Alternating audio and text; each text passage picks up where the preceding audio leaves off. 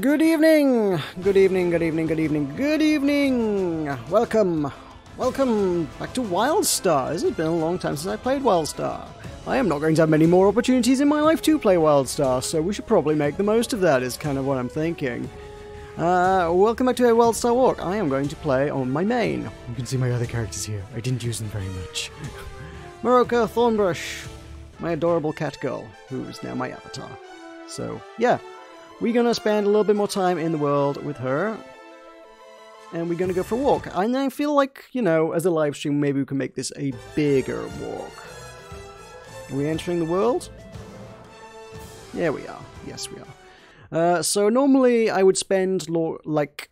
It's basically a spiral spiel kind of format. For those of you who never caught the original WildStar walks, it was always a kind of a spiral spiel format, which was, I'm going to walk around, play the video game, and talk about stuff. Largely inspired by Farlands or Bust and similar. Yeah, I basically found an interesting place in the world to walk around and walked around it, and we talked about things. And I guess we figure we're going to see much more of this world, so let's just spend an evening walking across like a continent or something, rather than just here's a chunk of a zone that looks kind of cool. I was going, let's go continent style. I kind of think is really what I want to do. I should have loaded up the game before I started. I hadn't realized how long the loading screens would be. I don't recall them being this long before either. I don't know if this is just because I'm streaming while I'm doing it. So I can either go like, we are in Alizar, as you see from the loading screen. I don't know if we just want to like go like horizontally right across that, like this bit. Just, like from like here to like here or something. However well that works. I don't know how well that's going to work. I don't know if vertically works. I'm sure if you can actually reach all of that in one go. We'll have to check the map when we get in. We're in. Hi. Welcome to the world. Welcome to Spaceport Horizon. I have to remember how to play the game now. Oh, I gotta wait for the interface to load. That's why I can't do anything. Wait for the interface. Takes a moment just to warm up. It's gonna tell me to buy all the daily things. There we go. Everybody gets premium at the minute, because, like, the game's about to die, so they're just like, here, everybody have all the things. So, we get those. I got lockbox vouchers. I ain't doing the kind of content that gets me a lockbox. So, everybody permanently has a buff on them, which makes, you know how much I love, like, climbing walls and stupid junk? This is really easy now. You didn't used to be able to jump this far. Just in case you want to, this jumping is not the normal jumping. There's, like... I don't think that's the one, is it? Signature bonus, full strength, brutality. I don't know where I got that from. Where did I get that from? It was like an hour long. I guess I wasted like 59 minutes of it just climbing stupid crap. I think it... You know what? It may have been one of these guys. So I can like... Drink Farside Fizzer, that's the one, yeah. Whoosh. It hasn't actually refreshed that. Let's try drinking it again. Whoosh, there we go. Okay, so got an hour of jump crazy high. Which is... Basically the physics are the same as on the moon. Alright, so with that... I suppose we should start looking at where we're heading. And take some quick travels there. So... Maps. We can start out in... We could start at like Everstar Grove and walk through Celestion, which is cool. Cut through Thade into Galeras and over to the far coast of Galeras? I don't remember much about Galeras, honestly. I don't think I think I only did this for exploration. I don't think I actually leveled up in this zone. There's White Veil down here, obviously, which is also quite nice. We could cut down this way. Actually, that's where I was thinking, wasn't it? I was thinking down to White Veil. So down to the coast of White Veil would be good. Vertically doesn't work as well. Northern Wilds is separate, and a weird starting zone that's a bit distant, sort of separated. This was clearly intended to be something at a later date, and it never actually came to fruition. That bit doesn't actually exist, which is disappointing. Izigrol is endgame. We could like trudge through Malgrave and up. Like we could just do the loop, like right the way to the. That'd actually be kind of cool. It's a bit of a gross zone. It's all like plaguey and stuff, but like in the middle of this is this massive monument, and that's kind of cool. Oh, hey, Puzzle Master. Maple Story 2, as regards that, is something I had contemplated. Someone told me to play it a few weeks back, and I looked at it and I was like, this seems very, very kiddie, but like, who am I kidding? Like, a lot of things I play kind of are. So, yeah. Alyssa is not as good an MMO for... An MMO? Continents. Continent, that's what we're looking for. Continents, not MMOs. It's not as good a continent for wandering through because it's all like linked by instances. It's not all one thing. A lot of it's like bad guy starting zone as well. Arcturo is a thing unto itself. Farside's just the moon. I think Izigrol or Alizar are the best continents for walks. And let's see, I think I did most of these areas at some point when I was doing actual WildStar walks. So maybe Izigrol would be a good choice, because then I can just like wander through the entire end of the game and you guys can see the cool bad guys, and we can finish up at the tower, which would be pretty rad. There's going to be a lot of things that might kill me as we get to around about here, though. Everything up to there is okay, but once we get into the Defile, there's a lot of stuff that's actually intended to be done with like 40 people, not one. So, Malgrave. How do I fast travel? That's a good question. Ah, there we go. Fast travel. Alazar. Izigrol. I guess we start like in the corner. Seems good. Robber's Rest. There's not much in Robber's Rest, but let's do it. Let's do it. I don't know how long this is going to take me to actually walk, but let's do that. So, welcome to the dying days of an MMO. Just to bring you up to speed, this game will shut down on Wednesday at 10 PM my time, which is 2 PM Pacific, 11 PM Central European time, that's the one, sorry. Yeah, which are the 2 times they listed. It seems like odd choices of title list, but whatever. Those are the official end times. And how do I walk? Nope, now sit down. You can tell I haven't actually played this game this much. I am actually partially probably responsible in many ways for this game dying. If I'd played it more, it might still be here. These guys are level 43. They won't hurt me outside of the fact that I don't remember how to fight. I got a bunch of abilities. I don't remember what they do. I'm sure we'll have to find out at some point today. But these guys are 7 levels below me. They probably won't aggro too much. We are just going to go for a walk through the deserts. Now, call me crazy, did I used to turn the interface off? Is that a thing I used to do? It's pretty without the interface. Everything looks more epic. I don't remember the route through this zone at all. I'm just gonna... Oh yes, I turned the interface off. That's why I can't see my map. So we're gonna have to go through Swindlers. I think we go along the coast here. We might go by the beach, actually. That'd be kind of cool. And head up to the top that way. Because the beach is nice. There's like a volleyball tournament goes on there.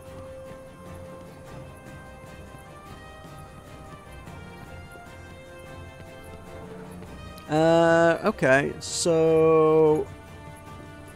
Yeah, I might, like, I'm gonna need some sort of MMO-y thing in my life. Not that this was the MMO-y thing in my life, but I don't know, I feel like I need something.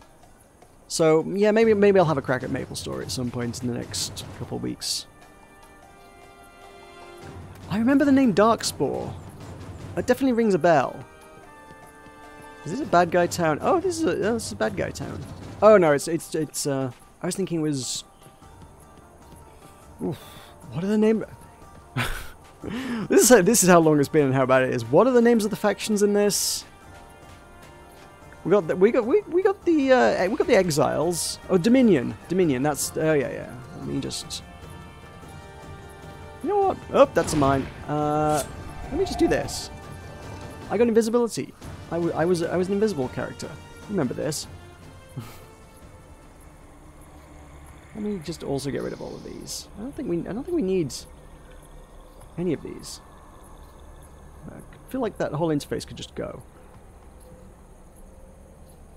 UI off. Alright, UI off. As soon as anything happens, like, I'm not going to be able to do anything, though. Your character is tiny, that's the thing. I mean, firstly, Orin are not big. They're tiny cat girls. Like, compared to most of the races in the game, they're actually pretty small. They're not Chewer small. The Chewer are, you know, they're rats. So, Orin are bigger than rats, but, like, every other race in the game is bigger than me. And then, this world is huge! Like, it's one of those things that you look at the artwork and it's like, that's a pretty game. Like, you do not, like, appreciate the scale of it until you're walking through this game. And it's like, there is so much in this game. And it's going to be one of the greatest tragedies and greatest losses to gaming ever known. What is going on over there? Hang about. There's a stage going on up over there, and I vaguely recall this. I think you have to do Dance Dance Revolution on it. So we need to go check out Dance Dance Revolution. Let me see. If I become visible... Are we safe here? Not really. Am I safe up on the stage? Maybe a bit more. I want to become visible so you can actually, like, see my character, but it's the one that's in the thumbnail and now on all of my, like, stream cards and stuff, like the BRB slate and whatnot. I'll probably... I don't know whether I'm, like, committed to moving all of my channel's branding over to the cat girl, but, you know. Ooh, can we sit in a chair and become visible again? So, yeah, this is me. Sassy cat girl in a chair built for somebody considerably larger. I don't know whose chair this is, but it is not mine. This is way too big for me. I'm like, my feet are like 2 feet off the ground, and the back of the chair is above my head. This is amazing. But yeah, I'm an Orin. I have a long green tail and pointy ears. Basically a cat girl. So, Darkspur microphone. Am I allowed to actually... You definitely did this as part of a quest. I don't know whether I can actually redo it again. Hang on. Challenges. Repeatable. Are there no repeatable challenges here? No. They must be able to redo this. It's not a public event. Not a contract. Yeah, it is a challenge, right? No. I refuse to believe that this is the only... This is not a... The only time you get to do this one is part of the quest. It's got to be a challenge. Challenge log. Are we in Malgrave? We are in Malgrave. Okay. Item, combat.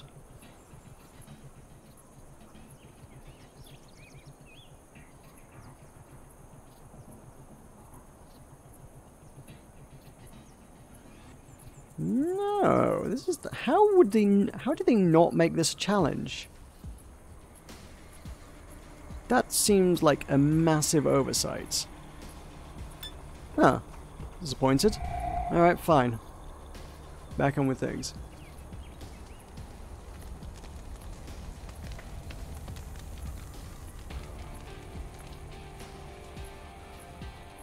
Oh yeah, my profile pic on like Discord's tiny, yeah. But I mean, you asked about it. Well, like I say, it was. I did post it on Twitter. There is the full version of it there. Ooh, shiny thing.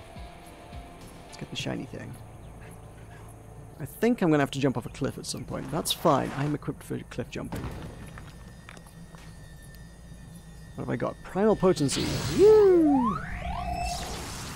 Increases shields, shield regen, and once every 10 seconds I zap the target. Okay, cool. That'd be nice if I was getting in a fight. Let's try not to do that. Oh, UI off again, right? So, where was I headed? I wanted to get out of this camp, which actually is to the north. I don't think there is any good way out of this that isn't off a cliff, mind you. There must be a way in and out of here, but I think cliff is like the quick way down. Also, I have the moon gravity, so this might help. Let's try this. Whee! I literally have slow, safe fall anyway, so I'm just going to hit that before I hit the ground. Yeah, okay. So I totally did take fall damage, but hey-oh. So yeah, speak to me of Darkspore then, because like I said, the name rings a bell, but I don't really remember it. And also, Spore stroke Diablo sounds weird? Like, Diablo as a kind of an MMO-y sort of thing, like, fine, alright, yeah. I mean, Diablo already is kind of a multiplayer-y job, I think, right? I've never really actually delved into Diablo. My closest thing to Diablo was I played Torchlight, but beyond that I don't really know. So combining that with Spore sounds weird. The dude with the sword that was my mascot before this, that was Guybrush Threepwood, the main protagonist of the Monkey Island series and my spirit animal. he was... I don't know that I ever played... I don't think I actually have ever done any Monkey Island, like, publicly, per se, but when I still had a Patreon, my patrons got access to no less than 3 different Monkey Island series. I did Monkey Island 2, and Tales of Monkey Island. And Monkey Island 3 and 4 are out on Steam now, so those are really tempting. Because as much as I like Monkey Island and I love Guybrush Threepwood, I've never played all of the Monkey Island series. I kind of need the UI on just because I keep switching to the map mode. And I probably am going to keep doing so. So that's how he came. Basically, I kept my Spiral Knights avatar around way too long after I'd stopped playing Spiral Knights, and there came a point where I was just like, this is actually kind of silly to still have Spiral Knights as an avatar. I need to actually separate my branding from this video game. I can't like continue to be like intertwined with this now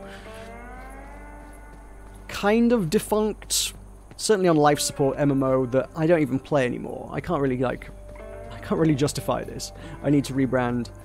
So I went back to my artist Ruenis, and I think she quite liked the challenge because she was used to doing like MMO characters. So it was initially Spiral Knights. She was big into doing Spiral Knights artwork for folks. She did a lot of commissions for people, and then she moved on to Final Fantasy XIV, and I think she did and does a lot of Final Fantasy XIV based commissions. I did ask her for another commission a while later, and she never got back to me. So I think she's just gone professional now and doesn't take commissions. Hard to tell without her actually getting back to me, but as far as I can make out, that's what's happened. So yeah, I mean, again, there's no real reason for me getting rid of Guybrush, other than, yeah, as far as branding goes, I hadn't really planned on it being like a rebrand. I wasn't like, oh, I need to shake up my channel image. Guybrush is getting old and stale. That's not really where we're at, and frankly, I mean, you can see it still is my channel avatar and whatnot. But with this game going away, and this world, and certainly this character being so close to my heart, I was like, I can't just let it go. I need to immortalize this somewhere. I need at least something to hold on to. Say this is and forever will be a link to this wonderful world. So yeah, so I had recently started following a few artists on Twitter. I think a lot of it, basically artists beget artists. If you follow one artist on Twitter, they will probably retweet like a squillion other ones, and you'll start seeing a lot of really great artwork, and you're like, oh man, these are all good. And some of them will, like, in their Twitter name, they'll be like, commissions open, or commissions closed, or whatever, and you'll be like, okay. So at least I know they do commissions, or I could totally just, like, pay them money to draw me a thing. And I mean, some of them are so talented that you almost feel like you're maybe taking advantage of their services, I think. I feel like Starman Jr., the person who did my Moroka Thornbrush avatar, the latest one, the cat girl, basically, they charged, I think it was, I mean, you can look it up, it's $35 for a full character, full color portrait, and it's like, Ruenis used to charge more than that, honestly, actually, for commissions, and I would say they're very, very comparable quality, really. So, I think it's just potentially like artists who are up and coming but haven't quite like got like a career break in art yet. That, like, you can probably get good artwork for, you know, I think they may undervalue themselves a bit. Would it be fair for me to, like, tip them for it? Yes. Can I afford to tip people? No, I'm broke. I shouldn't be buying art anyway, but like, it's also nice to support, like, cool artists and stuff. What are we heading towards here? We're heading towards some lop. Me love lop. Lop you a long time. Lops are great. So yeah, I mean, you can see from the fact that I've only half committed to switching the branding over to Orin, that, like, I mean, because of the same reason I moved away from Spiral Knights, like, I don't want my branding to be that of a game I don't play. It's also equally weird for me to, like, have my branding of a game that I can't play, and also don't really actually currently play. This was always one of those games that, like, I'll come back to it one day, but yeah, I think I was kidding myself in that I ever would. Yeah, see, here's me next to the stone dude. I come up to his waist. Here's me next to robot lady. I come up to her waist. Here's me next to dragon dude. My ears just kind of brush his chest a bit. Or in a pretty small. Lop are smaller though. I think that's why I like Lop. Lop are cute bunny guys. And capitalist crazy people. I wanted to use a much stronger word than that, but yeah, they super into capitalism. Capitalist bunny people. they're all like trading and selling and just merchants and stuff. It's a very Eastern kind of culture, I think. It's sort of all trinkets and baubles and bright colours and stuff. Shiny Sand... am I going to Shiny Sand Beach? Is this where I want to be? Is this ultimately where I want to wind up in life? I don't know if it is. We'll find out. So yeah, I mean... I think Puzzle Master, you're familiar with the format. Anybody else who's here? Nobby Knobs? The way this works is... The WildStar walk format works is you can ask me questions and give me things to talk about, and I'll ramble about them for a while. So if you've got any burning things to know that you wish to know about this game, or my channel, or almost anything really, just throw things at me. Like, what's your opinion on hot dogs? And I will give you my opinion on hot dogs. I may not be able to give you a detailed and comprehensive opinion on hot dogs, but I will attempt to turn it into a topic of conversation.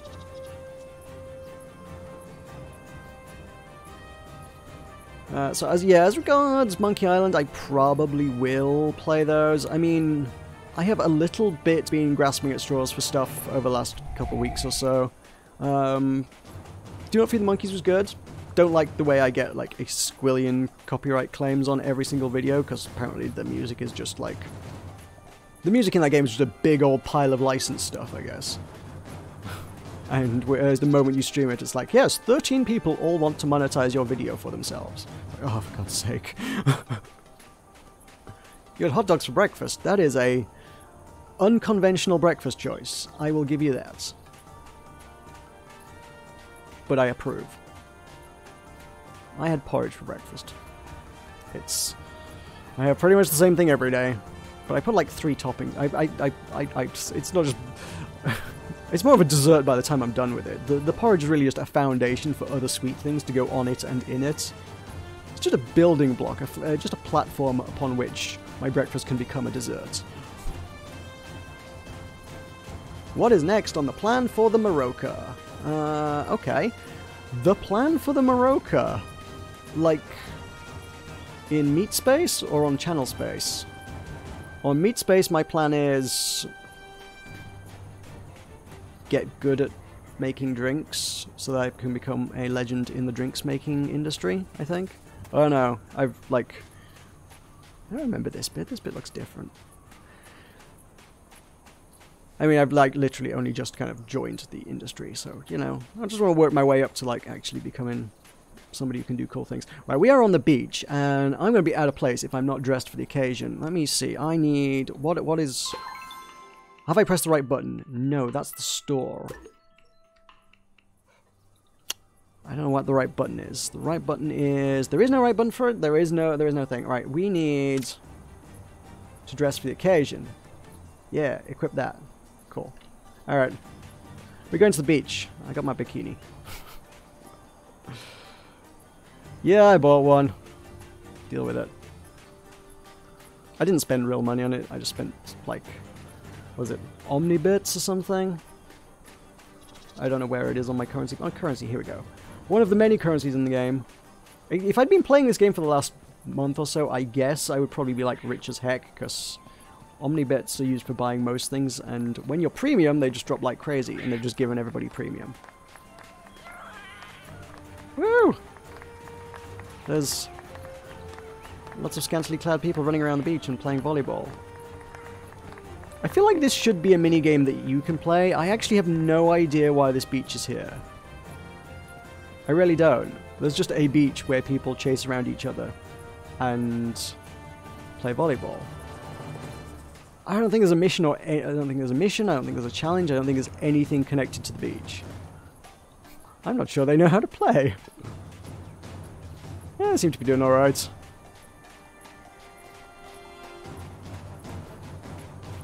Red enemies or NPCs? You an excellent... both. Like, if I mouse over it and it has a skull icon like this guy, that is a bad guy.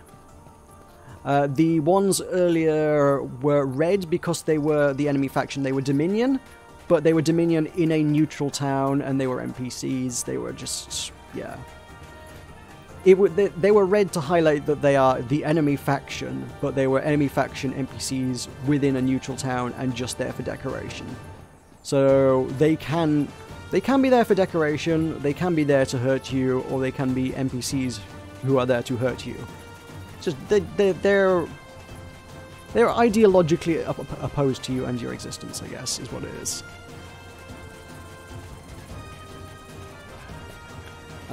So back on the plans, what are we planning? What else do I plan? I don't know. As far as channel goes, I don't really like have a long-term goal plan anymore. I just sort of take it day by day. It's not something I've kind of given up on the idea that this could ever be like, oh, this is my new career. Well, it's not. For the vast majority of people who do this, that's not a thing. That is never going to be a thing. Don't be silly. You're not going to, like, become the next PewDiePie.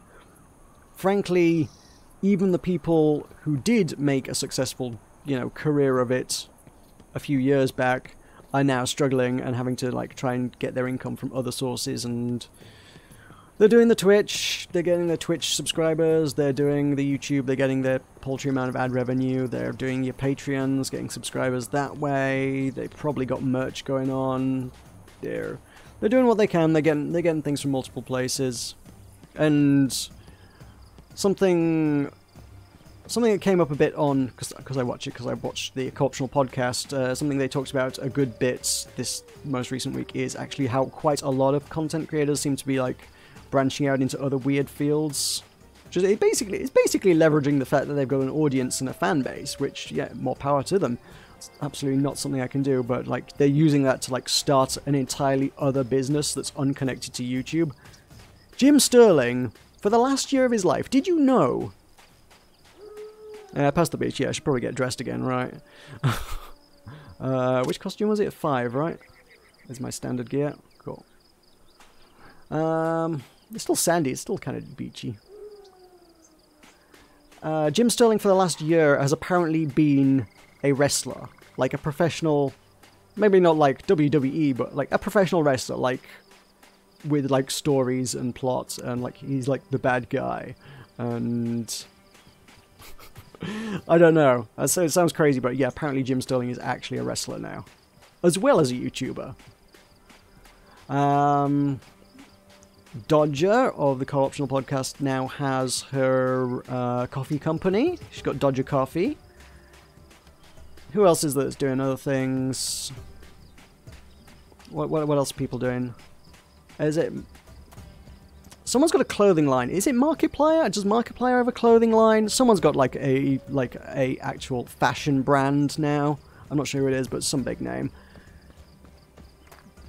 Everybody doing their own things their own ways, and it's all a bit weird. Jesse Cox obviously is like a video game producer as well, which obviously makes sense. He's obviously got the connections to the industry there to make that work. But yeah, he like actually fully produced Monster Prom, and now wants to like make his own video game from scratch, like an FMV game of some sort. Weird though it is, but yeah. So I mean, at least that makes sense. Dodger's thing, the coffee thing, is just like, I like coffee, I should sell coffee. I'm like, okay then. Alright, fair enough. I hope I'm going the right way. Where am I going? Yeah, oh yeah, this is the bridge I was totally planning to cross. So then we got a Dominion town over on the left there. If we cut past that and just head north up to the Grand Corps Den, should be able to go through the Hellrose Bowl, and we're going to start getting into Plaguey territory, which is fun. So, you know, me with my 3,000 and fluctuating sort of... I'm fluctuating sort of... It's gone up and down, like, over the last... Get out of here, you. Fluctuated up and down a bit over the last few weeks, just above and below the 3,100 mark. It's like, I can't sustain, like, consistently over 3,100. People are leaving as much as they're joining my channel, which is fine, I guess. Oh my god! Am I in the middle of a thing? Oh, I totally am, yeah. Okay. This is a world event. I'm going through the middle of a world event. I'm supposed to be getting resources for the expedition, going to supply drop locations, opening heat vents, and the Dominion are supposed to be doing the same. It's supposed to take place over like an hour. The fact that Dominion progress is 0% tells me they just aren't doing it. I think even one player on their own could like have a solid crack at it. You'd struggle. You'd need, like, a few players would get you through one of these world events, but apparently the Dominion have just not done anything. Which gives you an idea of the player base of this game. That just, nobody is here, nobody's doing anything anymore, and it's kind of tragic. Okay, well... I mean, you don't really need to know the people, per se, to know that what I'm talking about. I mean... Jesse Cox is a YouTuber. He plays video games. He's now producing video games, so that makes sense. Markiplier, I would hope you've at least heard of, right? Markiplier is one of the big video gaming YouTubers. I think he has quite a young and female demographic compared to most video gaming content creators. ideal for a fashion brand, I guess? Question mark? I don't know. Jim Sterling is noted for... He's British and snarky in a TB and me kind of way. And he's notorious for making a lot of enemies in the industry by, like, ripping heavily on bad video games. He's, like, torn a lot of terrible games a new one. And basically just a critique of Steam and the platform, and... yeah, he's got a lot of people who don't like him, so... in a weird kind of way, I guess maybe wrestler is, like, his true calling in life. Maybe that's a thing. Maybe that's where he needs to be.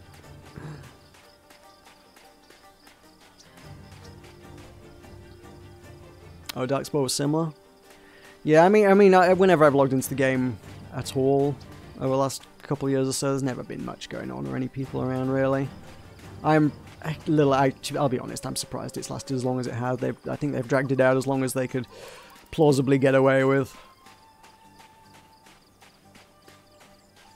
I'm hoping they're gonna do something like at the end, though, because if you dig into like stories about how other previous games have gone out, it's always like some crazy, just cataclysmic like fiesta thing. Big party kind of thing, but also the DMs are there and like messing with the players and summoning bosses into cities and things, and it just sounds like a great way to like... who are you and what are you? Grancor's Cage. Oh, he's not that big and tough. I could kill that. 46k. I know he's like 500 times my size, but like I could kill that.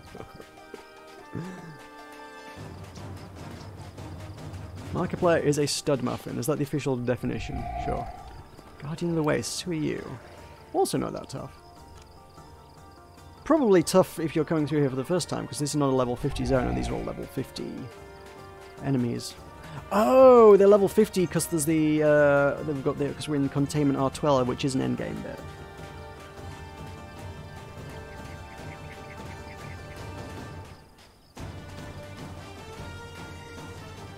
One I would have liked to have seen the end of, I guess, would have been...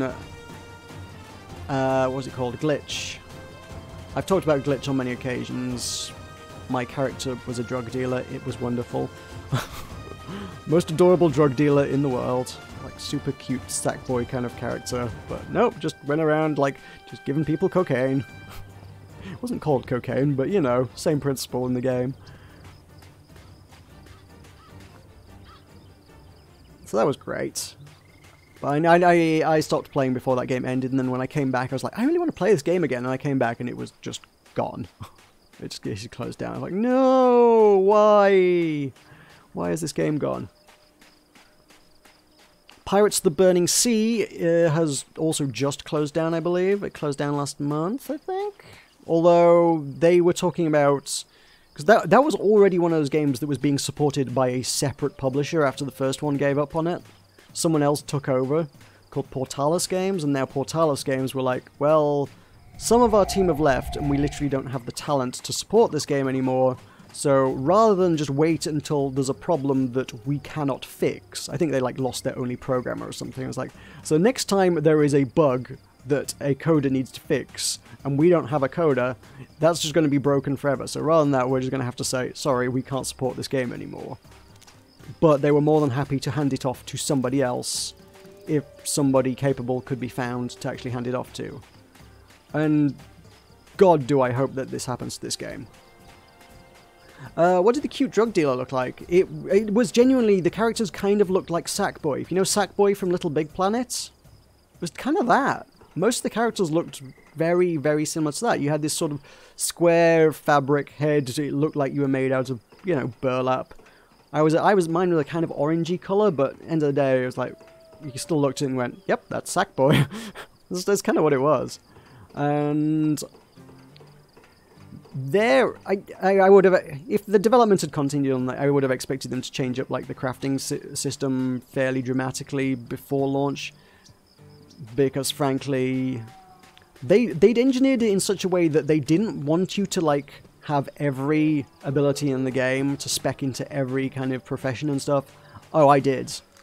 basically, it was each new skill that you learn beyond a certain point. So, like, you can learn, like, 30 skills or whatever, but beyond that point, if you want to learn any more, it will take you longer and longer and longer and longer and longer to learn everything new, to the point where it's, like, wildly impractical. And there's stuff that's like, oh, this should take you 4 hours to learn how to spec into alchemy or whatever. I was like, okay, now it takes you 4 days. And like, fine, it will take me 4 days. I will wait 4 days to learn alchemy. And I did. I honestly, I just played it in my breaks at work. Because it was a browser-based game. So every few hours, like during my lunch break or whatever, I just log in and like, let me just get these next skills learned. Okay, all right, let's do my dailies. All right, and okay, and we're good. And come back the next day. I was like, okay, I've learned a new thing. Let's spec into another new thing. And the game was just like, yeah, you have too many abilities. You should just forget some of the old ones so that you can learn some new ones. I'm like, nope, I will learn them all. They will be all mine. And I did know, by the time I stopped playing, I knew almost everything in the game. They didn't want you to do that at all. I'm sure.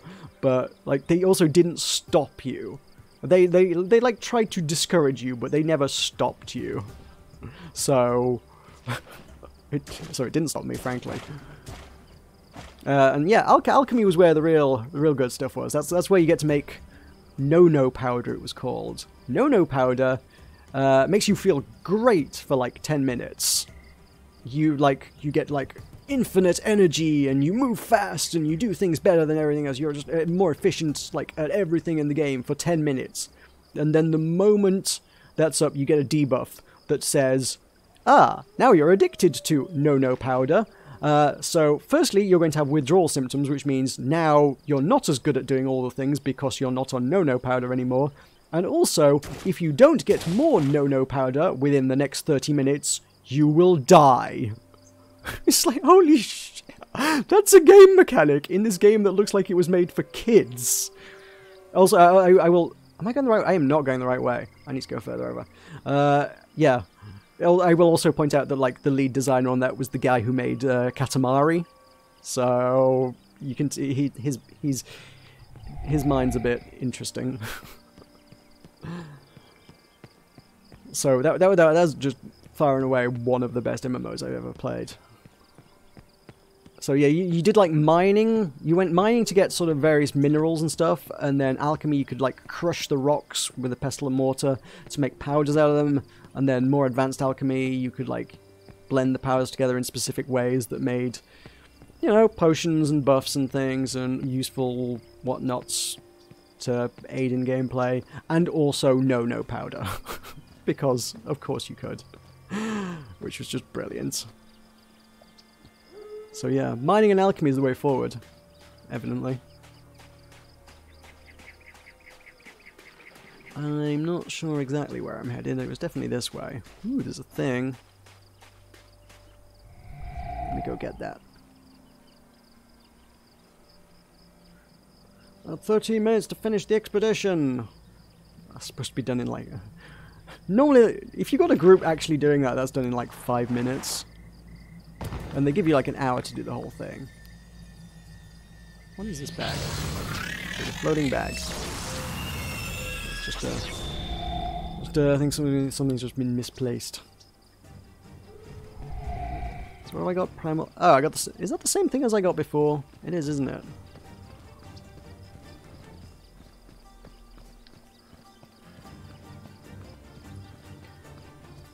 I think it was. Oh man, what was it? I'm trying to think of MMOs that have died. There's Tabula Rasa, I think, was one of them, right? And there was like, was it Hellgate London or something like that? Was that one of them? I don't know, you occasionally hear of these games that just like collapse and they're like, oh well, let's have a big blowout, and like the stories that come from the end of it sound great, which is why I'm very keen to stream on Wednesday. It's not my normal streaming day, but you can bet your ass I'm gonna... On Wednesday I will probably stream from like 8ish through to when the server closes at 10, so you'll get a couple hours of the end of the game there, I think. Oh yeah, this seems familiar. Yeah, you have to kill these robots and get like stuff from them and then jump into like portals to like charge up things. That's what goes on here. This is like the third phase of the event, though. We are still on gather resources. We're still on phase 1. Will I try to recreate the kitty character? Oh my god. Good question. Good question. I have no idea where, but like if the character creator was extensive enough to allow it, yeah, that'd be kind of cool. I suppose the one place that makes the most obvious sense to do so, it would be Final Fantasy XIV, because they actually, you know, actually have cat girls. So. But Final Fantasy XIV never, like, actually properly grabbed me. I don't know. I keep going back because they keep doing, like, free play things occasionally. I think it's the subscription that kind of gets me as well a bit. It's like, I don't really want to play a subscription game anymore. Subscription games have kind of gone by the wayside for the most part. Most developers cannot get away with that now. WoW still does because it's big enough. Final Fantasy does, I guess, because it's the Final Fantasy brand. It's huge. There are not many other games that I can possibly think of that get away with charging you $10 a month or whatever. Hey, are we into the next zone? We are heading through into Grimvault.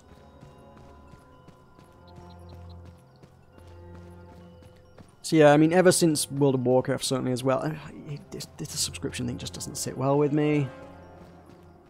The subscription thing kind of gives you it's a difficult mindset to put you in, because it's... You feel like you need to play it now, otherwise you're not getting your money's worth. If you're paying $10 a month, you're like, oh, well, I paid a subscription fee, so I'd better play this. I have to play it, otherwise, like, my money's being wasted, right? I mean, I think there are a lot of ways to do free-to-play well. So... there's a lot of people do it badly as well, but there's a lot of ways to do it well now. So there's no real excuse for not... Like... No, I don't think there's any good excuse for a subscription model in this day and age. Admittedly, WildStar, one of its failings actually very early on was to go with a subscription model. And I didn't play it for like the first 6 months of the game's existence because of that reason. I'd seen it, I knew about it, I knew it was coming up, I saw the launch, and I was like, whoa, this game looks great, oh my god, I really wanted to play this game. But I was like, I also don't want to be paying, whatever, $10, $15 a month just to do it. I think I was also, like, out of work at the time, I was like, and I cannot afford $15 a month to play it. So this game went free to play pretty quickly, which is, you know, always one of those signs of a game that's having a bit of trouble. If the game starts out with a subscription model and then they're like, whoops, no, let's do a different thing after like 6 months. You're like, yeah, this didn't work out for you guys, did it?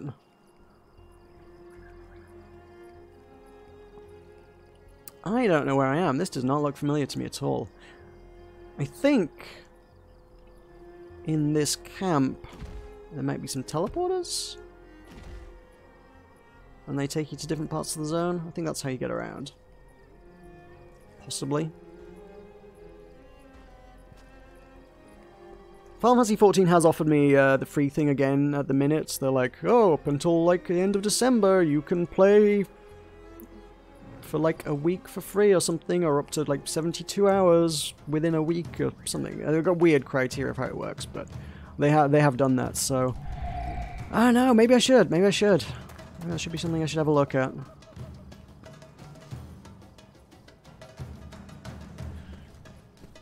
Maybe I should recreate my cat girl. I think their character creator is actually probably more detailed than WildStar's. But whether it has, like, similar options... I mean, actually, the fact that mine is a cat girl is kind of by the by, or in all sorts of different, like, animal peoples. Because the cat ears are one thing, but there are also like bunny ears that you can give her, or like bat ears, I think. There's a few different ears that you can give the characters. One of the character customization options is, what sort of ears would you like? I was like, well, obviously cat ears. Duh. What else would I pick? Who would want to be a bat girl? That's weird. No, cat girl is clearly where it's at.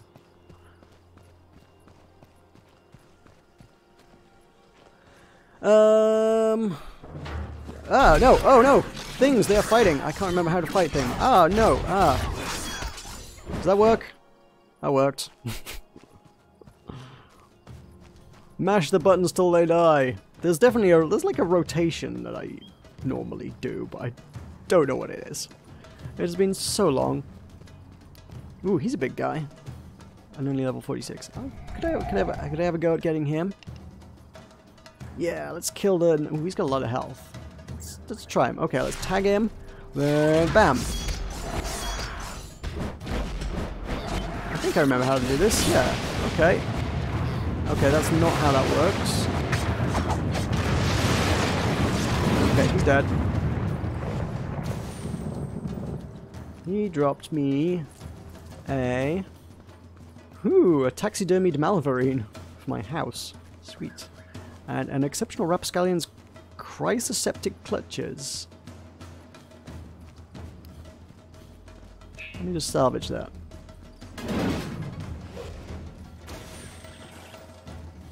I don't think that actually had any use, like, at all.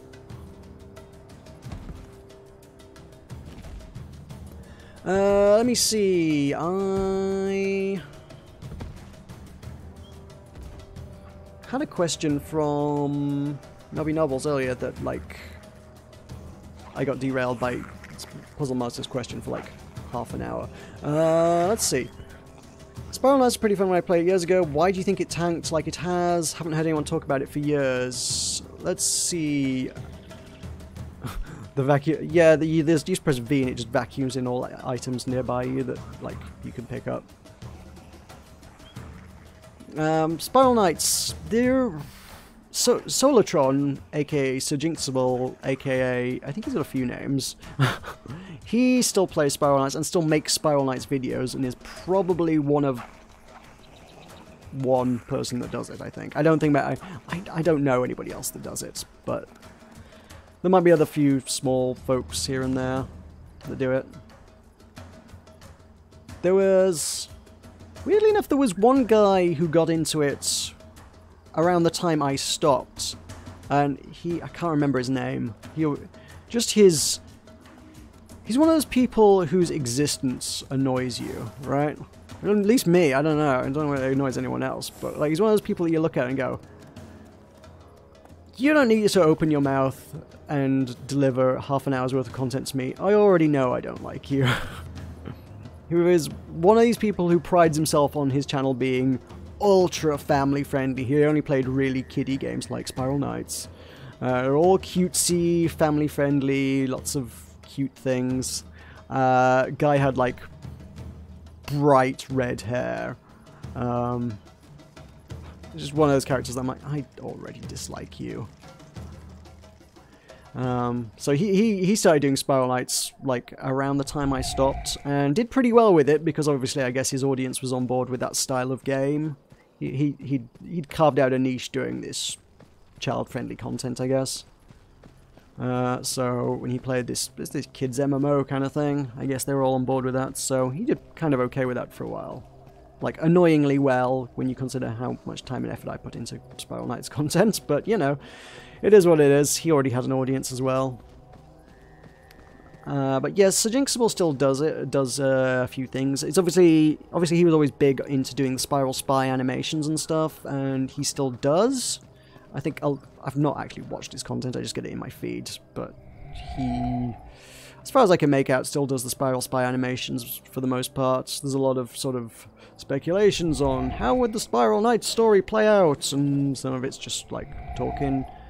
He actually reviewed it recently, which is a weird one. Which is like, oh yes, I'm going to review Spiral Knights, and I'm like, you are hardly coming at this from an objective and critical standpoint. Like, if anybody was going to review Spiral Knights, you are probably not the person to do it. But, you know, whatever.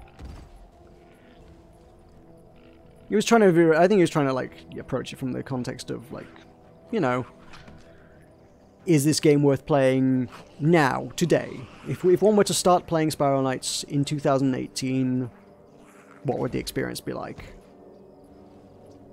I have some thoughts on that myself, but, you know, I feel like I've probably been over them on a few occasions as well. And Spiral Knights is weird because whenever I do dip into it, you see a lot of people like talking about the devs because it's a natural thing to talk about. And Grey Havens gets a good bit of flack for not supporting the game well enough. And I don't think people like really truly appreciate who and what Grey Havens is and how they operate and like what it means to be Grey Havens. Grey Havens is, I think, 2 people. They don't seem to... Last I checked anyway, it's probably a while ago, but last I checked, they don't have a website. They're that, you know, I hate to use the word, but insignificant. They're not like... They aren't like a company. They're like, I guess they're registered as a company, but that's probably about the extent of it. I think it's literally just 2 people, probably running it from their houses. I almost certainly don't have an actual office. It's probably a server in somebody's bedroom. And whatever paltry amount of money they do make from it literally just keeps the server running. They'll make a small amount of money from microtransactions and things, I'm sure. Oh, we're getting into purple zones. And yeah, what they do make probably just pays for the fact that they probably have a very, very large power and internet bill every month. That's what that is. And people are like, oh, they're not doing enough. Well, no, I mean, I don't think they're game developers. I mean, clearly they know enough sort of sysadmin stuff. I guess that's what they are. Yeah, sysadmins is probably a far more apt description than game developers or game publishers or anything. I guess someone in the team has some artistic talent because they do put out new cosmetics occasionally. So there's some trickle of newish things coming into the game, but it's not like there's any new overarching game mechanics. Nothing's ever been like changed or revolutionized or redesigned or... The only additions were stuff that were already in the game files that, from what I've heard anyway, basically Sega wouldn't let 3 Rings publish. They'd already designed, like, obviously Slooms were already in the game, and what else got added? Oh, the gambling. The gambling was the thing, wasn't it? There was Slooms, there was gambling, and I feel like maybe something else as well. I forget what exactly right now, but I think there was something else. But ultimately it was all stuff that was already kind of in the game files because people who looked in Spiral Spy had been like, hey, yeah, no, all these things are here. These things have been here for years. They just weren't in the game. They weren't used. So all Grey Havens really actually did was switch them on. Maybe there was a little bit more involved in actually implementing it, but by and large, it's like they didn't actually create new content. So, and I think that's also unfortunately sets some expectations that people are like, oh, they made new content for the game. They must be developers. They must be planning on developing the game. They must be planning on changing and improving and adding things to the game. These developers are here to breathe new life into the game. You know, sorry, no, that's not how that goes. Unfortunately, yeah. So I don't think you can ever really expect anything new from Spiral Knights. I don't think that's ever happening. If you got into the game brand new now, how would you fare? I'm sure it's very enjoyable for a new player coming into it for the first time. You would probably lack many players to find group content. If you're trying to do group content, you might be a little bit starved for that, but to the same token, you know, like people do still want to do like tier 2 content. People definitely do tier 3 content. You'll still find people for like Vanaduke and whatnot. The Romulus twins and Jelly King, different. Some people do those sometimes. Yeah, you'd still probably find a group. If you're trying to do Romulus for the first time, not Romulus, which one was it? Snarlax, that's what I'm looking for, Snarlax. If you're trying to do Snarlax for the first time, like, you'd probably struggle and might have some difficulty finding groups, so make some friends. PvP, people have been whinging about PvP since PvP was implemented, and they will never stop whinging about how it's so horribly unbalanced. I never enjoyed it. I'm not going to weigh in on PvP, really.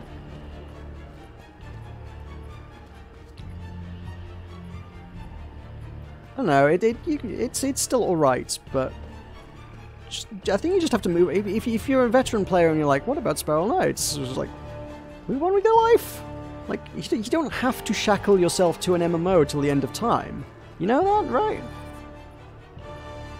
Don't you dare take away Glitch or WildStar, though. I want those.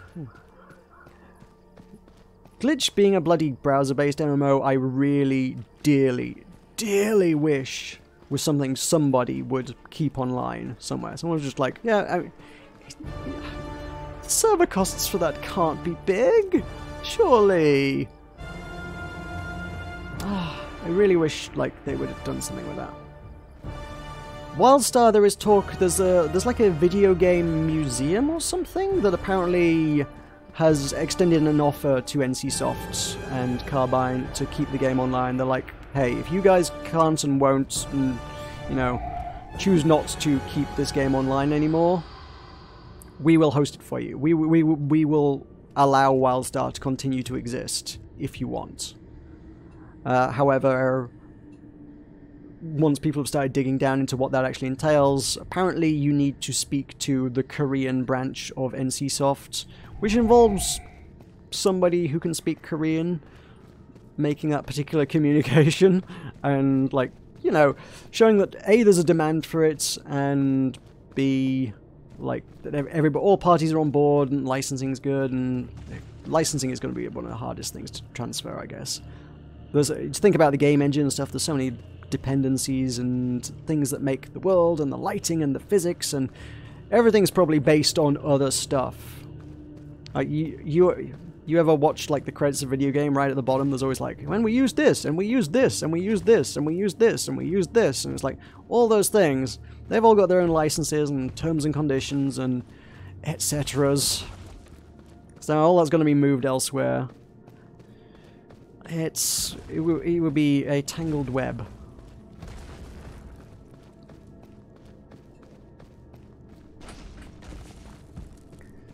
So, yeah, Glitch as a browser-based thing should be salvageable, I would have said, but the worst thing, you know, I've mentioned this before, but I kept the bookmark for Glitch on my, basically on my desktop, like, bookmarks, but not my desktop, my browser bookmarks bar, like, along the top, like, for years, up until, like, about a month ago.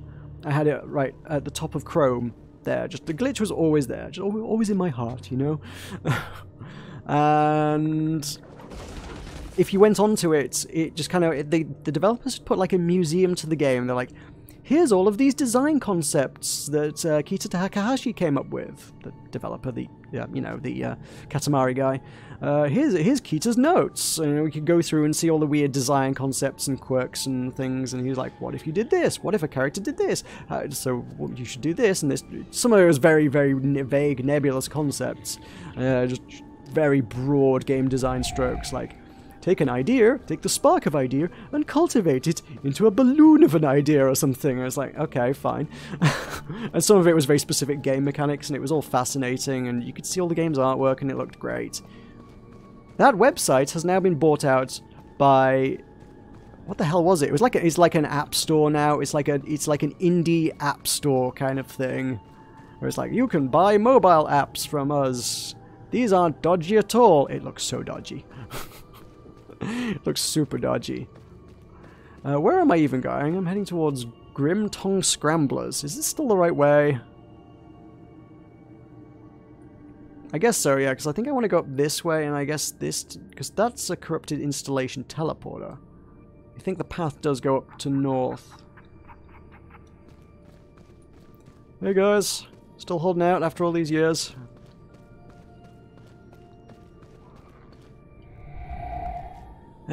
So, I mean, if you look at the numbers, Spiral Knights is very gradually in decline, but I don't think it's actually going anywhere major, either player base wise or development wise, anytime soon. I think it's just it's archived. It will continue to exist. It will continue to be a mild curiosity to those of us who used to play it. It will continue to provide entertainment to at any given time a few hundred people around the world. And that's fine. WildStar... Oh, heck. You know what? I may have to, like, find a cozy place to, like, bunker down for just a second. I should have stopped in that town back there, because now I'm dying to know what the concurrent player base is for WildStar versus Spiral Knights. And I'm going to have to go and look on... Is it Steam Charts or is it Steam Spy that'll have that information? Steam... I think it'll be Steam Charts. Let me just head up into these hills here where I don't think any baddies come. By the way, in case you ever wondered what WildStar's endgame was, it's, yes, the world gets taken over by horrible plague nonsense. Everything has tentacles and eyeballs and horrific deformations and mutations, and the whole world looks... It's horrific body horror from here on out. So, this is just the end game. It's like the rest of the game from here is just like, ew. This is gross. Why has everything got pustules? Right. I need Steam Charts.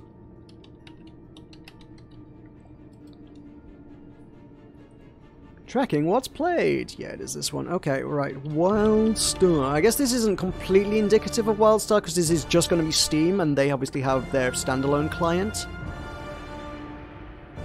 Oh, ouch. Oh, ouch. Oh, very ouch. Oh, no. That's terrible.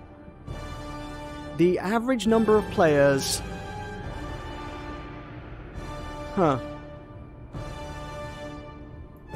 I guess it launched on Steam in June 2016, judging by the fact that's where the chart starts. So it started with 1,700 players in June of 2016. It dropped to 1,200 by July. It dropped to 600 by August.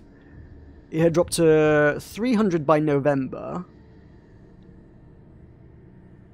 At the start of 2018, we were down to 180. As of August, it was 114 average players online on Steam at any given time. And that's actually dropped off really precipitously, like, since then. Surprisingly, it's like, it's trickled down over those 2 years, for the most part. You got that initial drop-off, everybody jumps on because it's new, then it's sort of, dwindled down to, like, 600, 400, and then just slowly dropped down after those first 4 months. And then August, 3 digits, 114. September 72, October 45, last 30 days, 38.2 players online at any given time, and a peak of 87. Oof.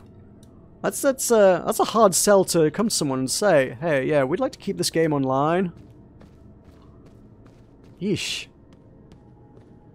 And also for a team that put like 7 years of their life into it and was expecting this to be like World of Warcraft. 38 players! Again, just Steam, they have their own launcher, so there will be, the figures will actually be higher than that. Some people will have migrated from the standard client to the Steam client. I did. Some people will, some people won't, some people will continue to use the old one, some people only ever have been on Steam. And obviously Steam Charts is only going to track the Steam numbers. There's no way, without the NCSoft releasing the actual numbers, there's no way of knowing what the actual figures would be. But I mean, if you just wanted to like take a wild sort of ballpark guess that like, I don't know, half the players are on Steam? I don't know how reasonable that is as an assumption, but... So, what, 80 players in the entire world? Oof. And this isn't even one where everybody gets to play together. It's a faction thing. It's like Horde and Alliance. You've got... Only half the players are actually going to be able to play together at any given time. So if we say there's 80 people in the world, there's only 40 blue guys and 40 red guys that can actually play with each other. I mean, some of the PvP... is dependent on you having like that many, I think. Or is it 20? Warplots definitely involves a lot of players, but like trying to get... If that's how many people are playing the game, trying to get like 20 of them together at one time to all do PvP together. Yeesh, good luck with that.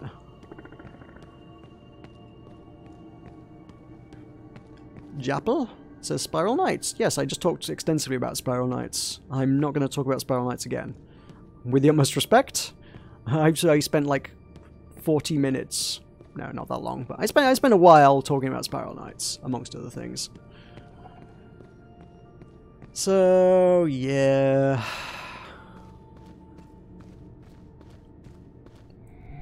It's weird to like go to Spiral Knights and be like, this game's dying. Look how few players there are, and then you actually like look at other games that you would expect to be much bigger. I was like, you know, actually, Spiral Knights is doing all right. Whilst I'm sort of skulking in a corner here, let's actually just have a quick nosy at the Spiral Knights numbers, because I think they've been holding pretty steady for a very long time, to be fair.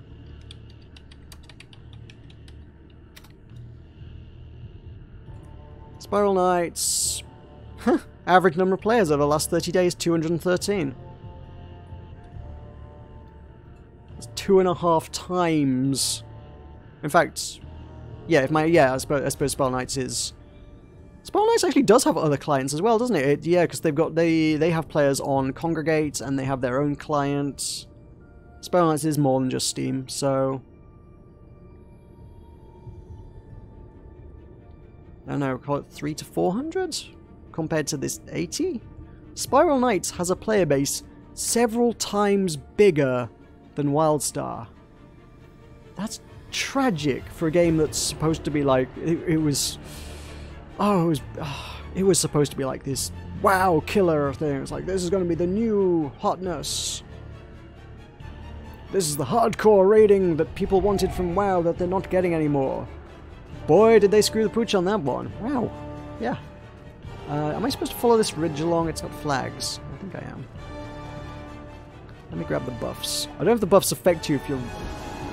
Yeah, I got a speed buff. Woo! Look at me run! Except for the fact that I'm walking the whole way.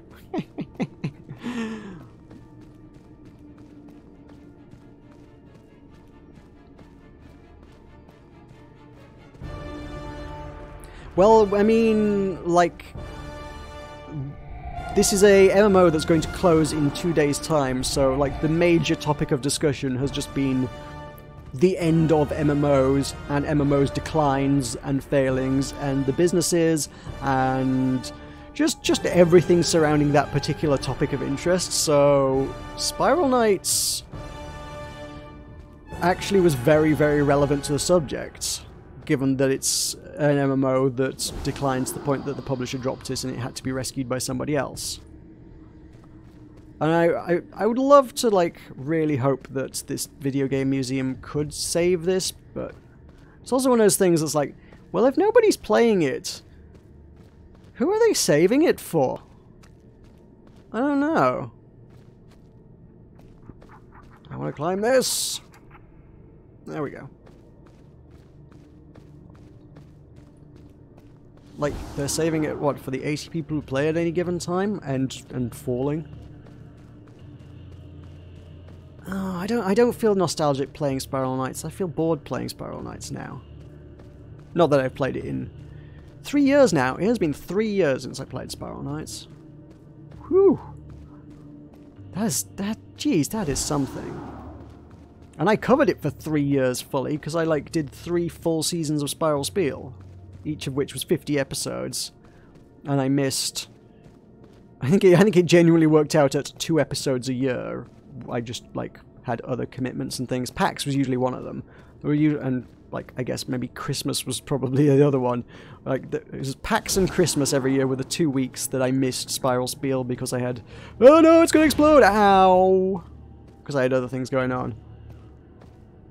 So yeah, ultimately, out of 52 weeks, 50 episodes got made every year, so I made 150 Spiral Spiels. Oh my god, these things are horrible. It has been as long since I last played Spiral Knights as it was between me starting covering and finishing Spiral Knights. You ever want one of those facts that makes you feel old? That's one of them. That's a spicy meatball right there. Jeez.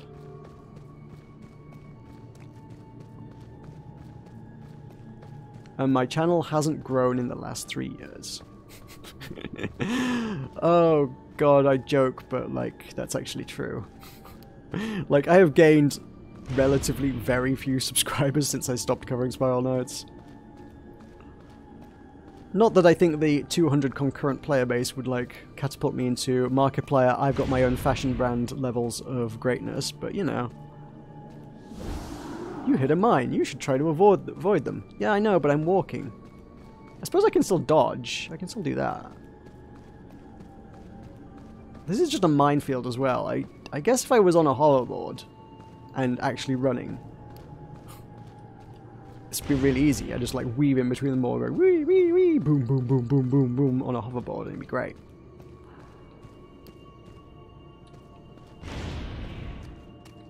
There was talk on the forums, I'll note, as regards the end of this, the final day event.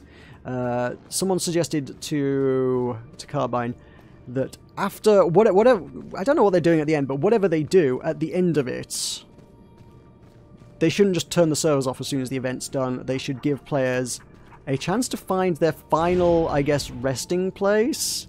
Because people are like, oh, they've got places that are symbolic and meaningful and important to them, and they might want to, like, log out there for the last time. Or, you know, meet up with other people who are important to them and, like, spend their time with their loved ones or whatever. And I gotta be honest, I hadn't really considered it, but then after they mentioned it, I was like, oh yeah, I got one of those.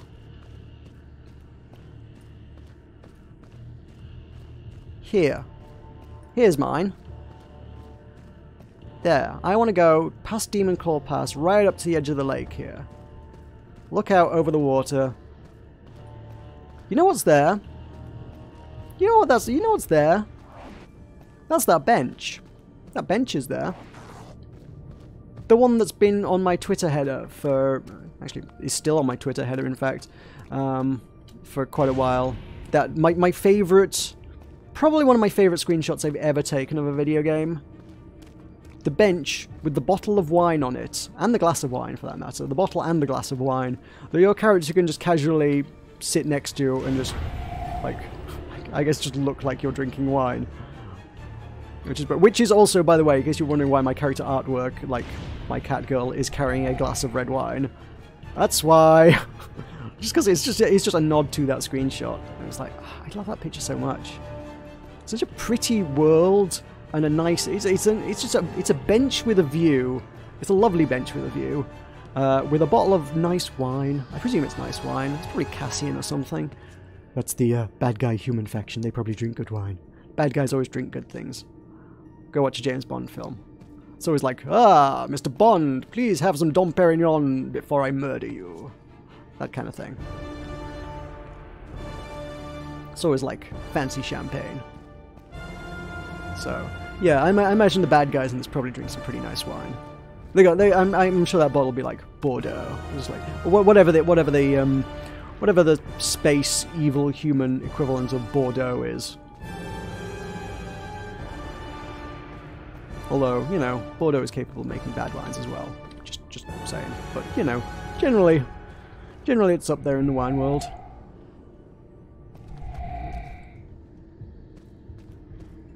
You bought a costume on Steam for Spiral Knights but don't have it in-game. Is it in... You mean, like, through the Steam store? It'll be in your inventory and you have to, like, send it to your character. You have to click on it and be like, use this item. I've got a bunch of those that, like... I messed with the system by, like, making multiple accounts and stuff at one point and bought, like, 4 of the Gold Wolf sets and 4 of the other one? The Black Wolf sets, is it? Whatever, whatever the wolf sets were, the costumes that you could get through the Steam store. They were part of some time-limited promo, one of the summer sale things they did, and I just got like a bunch of them thinking, haha, these will go up in value in the future. No, they're still worth 3 pence each. No, that was not a savvy investment. I was thinking, haha, I shall wait 3 years, and these will be worth like £5 each. This will be great. The players will be clamoring to have a golden wolf costume. They'll be so rare. Oh my god, they are not rare at all. Yeah, the wolf one. Like, do you mean it's not in your Steam inventory at all? Or, because, I mean, you have to go into your Steam inventory and then send it to your character, and then you get it in, like, the mail in the game. It comes up in your mailbox. Why do I think WildStar's player count plummeted that much? You know, I don't think it actually plummeted that much. If you like look at those numbers, it looks like it went down fast, but like on a month-to-month basis, losing 30 players on average is probably what it was already doing. It's just that once you get past 100 players, 30 sounds like a lot because it's a third of the player base. If you got 300 players and you lose 30, it's like, ooh, 10% of the players have gone. If you got 100 players and you lose 30, like, oh Jesus, a third of all of our players just quit playing.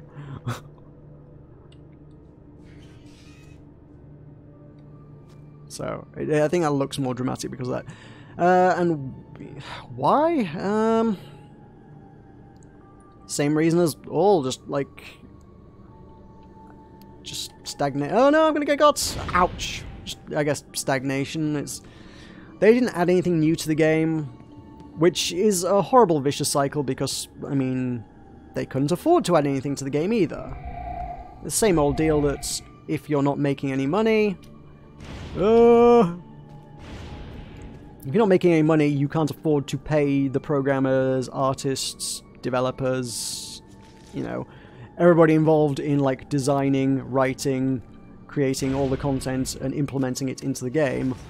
All those people, if you can't afford to pay them to do all that, then you ain't going to get the content. If you ain't got the content, you ain't got anything new to give to the players. If you ain't got anything new to give to the players, eventually they're going to get bored and wander off and find another game that does have something new in it. There's only so often you can rehash the same stuff. I mean, Spiral Knights somehow is clinging on to a handful of players, and good on them. Ow. I think they're going to go for me. Oh no. I think we got it. I think we got through, mostly. But even then, I mean, the player numbers are still going down. Just slowly. Just very slowly. Something made like a jingly noise. What was that? Is there a lucky slime nearby? There's plenty of slime. Is there a lucky slime? No? Wrong game? Oh, okay.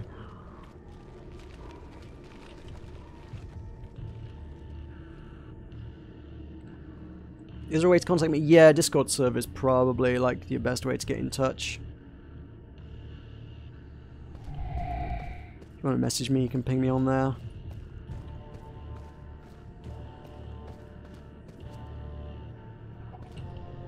I'm not like big for adding people on there. Like a lot of people do, like add me at random. But like if you just want to just chat to me in the Discord server, like in the general chat or whatever, if you just got something to ask.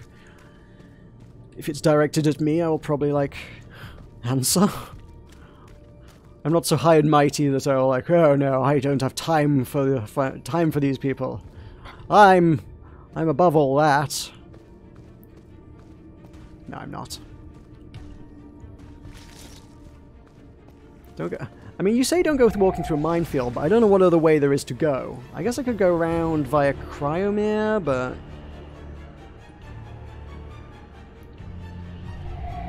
which is a really good name, actually. That's a really oh, I love that. Cryomere. Emir is like a really I don't think you'd even get them in other countries. That's a really oldie English word for a lake. Like you've got like Windermere or a lot of places in the Lake districts in Mere. Like Windermere is the only one I can think of off the top of my head, but Ullsmere? Yeah, there's a lot of lakes and bodies of water that are meres. I'm sure it has some sort of specific distinction from a lake, but it's just generally a lake. And in Scotland it's usually like a loch. I imagine in most other countries you'd probably just call it a lake or something.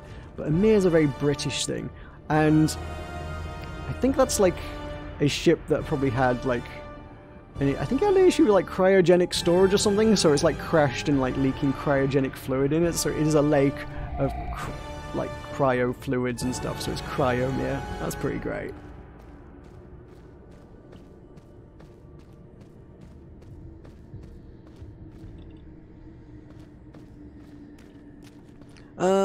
Let's see, Puzzle Master, you had other questions, didn't you? You said about Tulkas. What would happen if Tulkas joined you for an MMO type thing that isn't Worlds Adrift? I tried to talk him at one point into doing Sea of Thieves, but I mean, like, it's the natural extension, right? It's basically Worlds Adrift, but on the water. I would love to do Sea of Thieves with him. I have gotten into Sea of Thieves recently because I've got a friend, an IRL friend, who wanted to play it, so we play it together now. So I've actually done some Sea of Thieves like extensively now, and I'm kind of really into it at the minute. It's a good game. That's actually well supported as well. They are putting out content for it every few months or so for Sea of Thieves. That's actually getting noteworthy developments and changes and additions, which is good to see. We like those. Tulkas' objection to it, I think, was that he had to make an effort to install it because it's through the Windows Store, and you got to make a Windows account and then sign up to like the free trial for the Xbox Live thing, or whatever the equivalent is, the Game Pass, isn't it?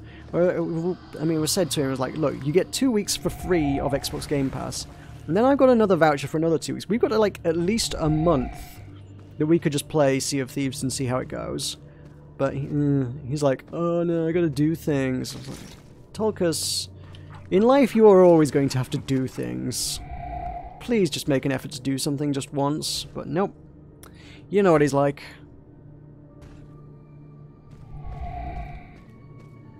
Oh well.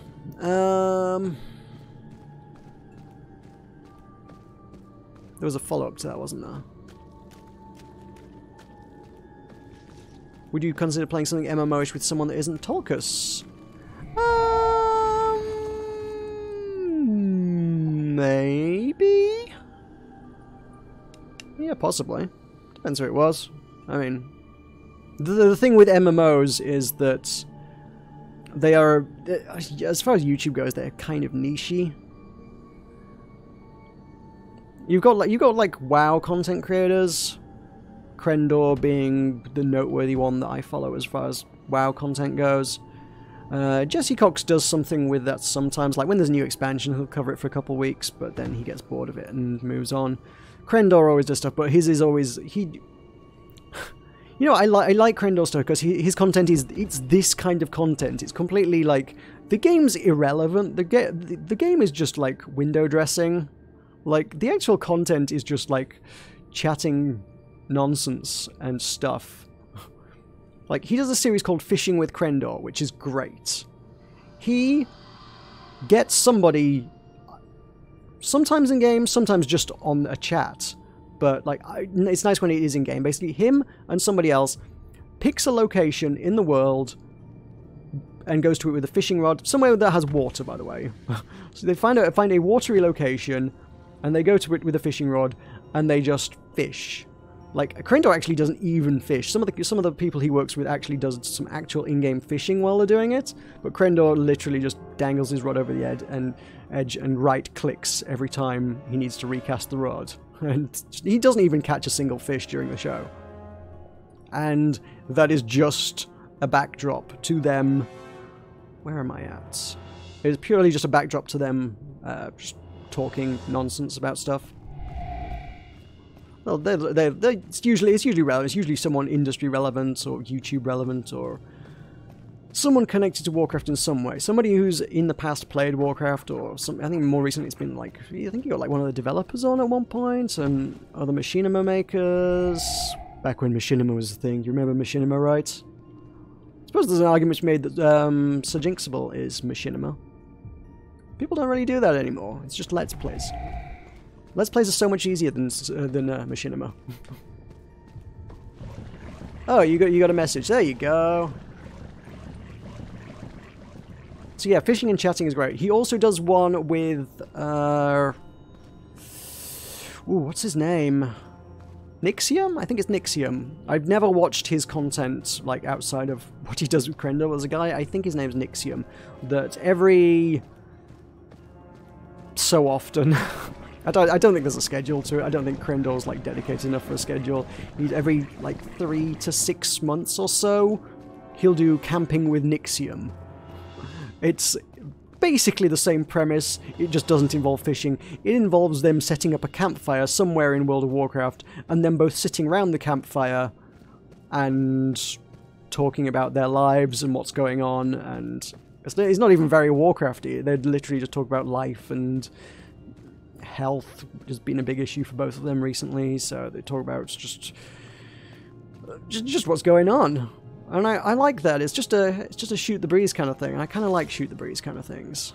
It's why I like Farlands of Burst, it's why I like doing Spiral Spiel, it's why I like doing WildStar walks. I like that kind of format. Mod back in the day, I guess he does it on Twitch now, but Mod back in the day obviously did Euro Truck Simulator in that kind of format as well, also taking his inspiration from... Am I going the right way? Yes, I think. Yes, yeah. Also taking his inspiration from Kurt and Farlands of Burst. So, yeah, there's a lot of... Kurt J. Mack of Farlands of Burst has inspired a lot of people to do that kind of just walkie-talkie format, and I like it. It's a good format. It's a fun format, even if it's not necessarily appreciated by as many people as I would like. I'm gonna go ahead and say no on the adding me on Steam thing. I don't add many people on Steam. It's usually just people I know reasonably well. Other streamers and stuff that I work with, and like people who've been like fans for a very long time, and I know as very, very regular members of the community who've been like following me and talking to me for years, I might add, but generally I don't tend to add people on Steam. And I'm not even called Button Smash, so that's a thing. It's Button Mash. And I'm not called Button Mash. Button Mash is the channel. I'm Maroka. Oh my god, the levels. There are levels to these things. It feels like I'm having to, like, correct somebody on a daily basis now about, like, the name thing. It's like, what? Once upon a time, people and brands were separate, and, like, weirdly, like, everybody has become their own brand now, and it's so weird because, like, everyone just assumes that you are whatever the title of your channel is. And you kind of have to be, otherwise everybody gets confused. It's MASH, not SMASH. I mean, it should literally be there below the video, right? It should just say Button Mash. And my name, Maroka, is... it should be in the top left of your screen. It should say Maroka Thornbrush. M-E-R-O-K-A. Maroka.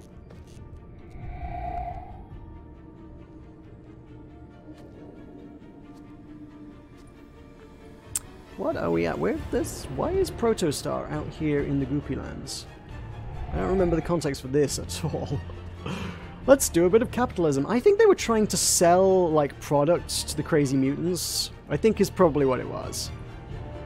I don't think there's anyone I can talk to who will, like, elaborate on that for me now, but I'm pretty sure, like, they were like, ah, here's an untapped business opportunity.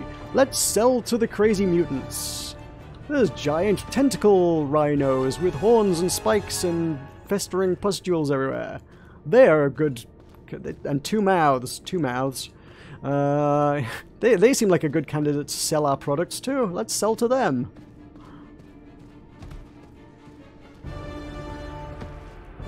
Let's not do that. And this is where a tiny bit of the light manages to creep back into the world and push back the evil slightly. So as we go forward, the world is going to get back to... It's going to slowly transform back to nicer. It's going to be like the balance is going to shift back from plague to niceness. And that's how you know we're getting into the real endgame stuff. Because then the powers of the divine are upon us. We are heading through into, I believe, Blighthaven.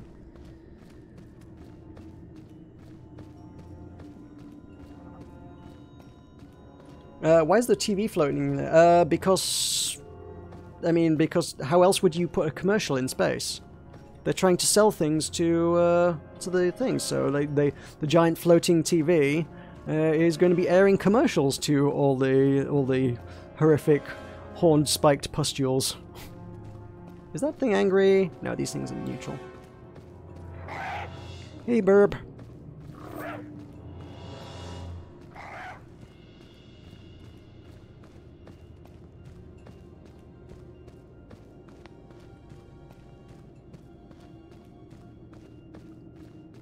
So, as regards other MMOs,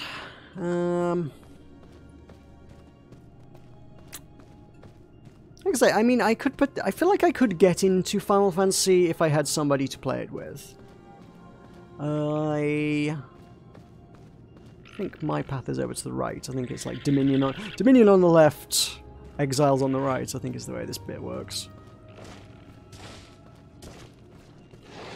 I might have a look at MapleStory. I don't know whether that's going to be my thing. It always looked really like...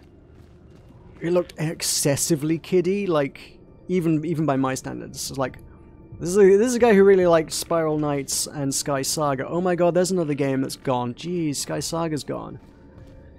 Why does everything I love leave me?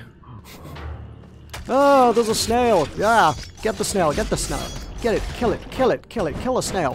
Yeah! Oh my god, 45 Omnibits? What?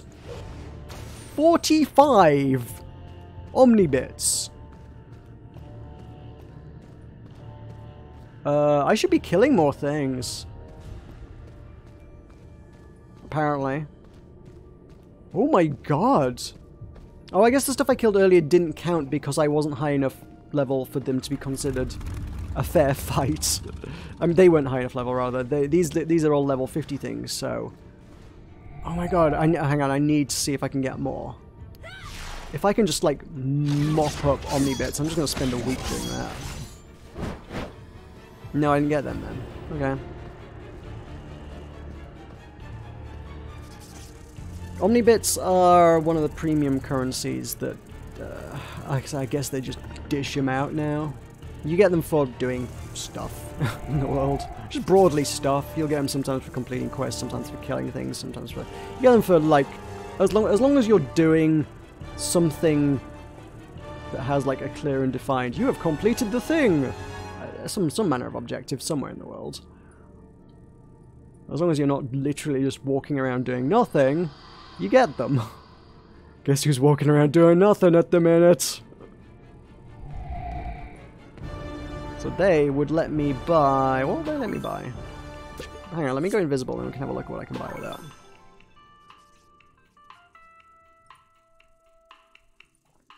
So... Hey, I could boost a character immediately to level 50, that'll be useful. If I'm getting like 45 a time, I can get some of the costume sets. Hey, safety dance. Hey, we can dance if we want to. Leave our friends behind. Woo! Very retro. Like it. Mounts? We could buy mounts. Hello, load some pictures, please. Ooh, okay. A dark spur chariot. That looks fun. Ooh, I want to fly one of those. Damn. Oh, that one's for everybody in my account. Well, I don't need that. What hoverboards? There's a gold nugget hoverboard. I've not even seen that. That's kind of cool. Ah. Oh, the loverboard. Yeah, kitty board. Oh, that's so cool. I want them all. Oh, the fox is brilliant as well, actually. The doggy dasher. Ooh, an Avatus ringer? Man, that's nice. Hound? Oh, that's similar to the... Oh, the gold nugget hound, I see, yeah. An aquatic berserker? Ooh. That's kind of cool as well. Oh man, I missed out on so much stuff. I didn't know they'd added all these to the game. These are crazy. Skate or die. Brilliant. I love it. That's so good. It's got wheels for no reason. It floats in the air, but it has wheels for decoration. That's so good. Oh my god.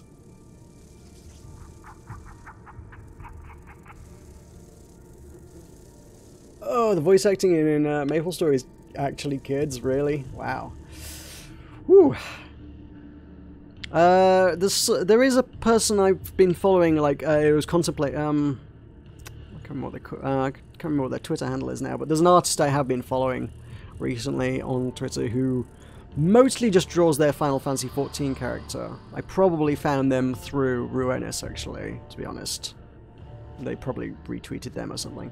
And they've been playing and talking about MapleStory and stuff. I feel like some of the appeal of MapleStory for some people just seems to be that you can make and sell your own designs as well. Because I've seen, I think Dodger and Sam Strippin, her partner, they released some YouTuber-themed clothing that you could buy in MapleStory too. You can buy a hat that says, like, Strippin or has his channel logo on it or something. So I guess if you're a fan of his and want to buy that, then I guess he gets, like, a cut of the money or something? Which is that. I don't know if that sits well with me, but fair enough. I can't give you, like, a definitive reason why that doesn't sit well with me. There's no reason why that should specifically be bad, but it's one of those things where it's like you are kind of taking advantage of your audience a little bit by, you know, they're just going to buy it because they're fans of you, rather than you actually have artistic talents and have created something artistic, you know?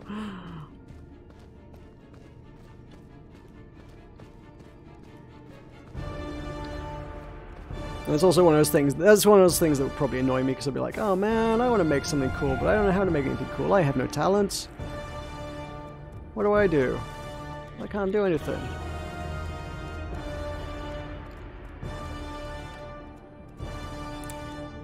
Right. Equilinox? What's Equilinox? I don't know that one. That's not something I've become aware of at some point. I mean, I get a lot of press releases, and I follow a lot of devs that talk about a lot of things. Like, a lot of games that are at least of some note I've usually heard of somewhere along the line. I've not heard of that one.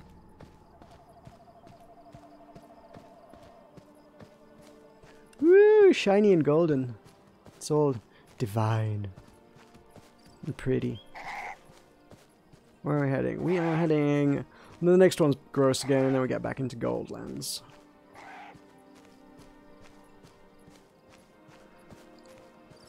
Repeatable, don't drink the juice. Alright, I won't.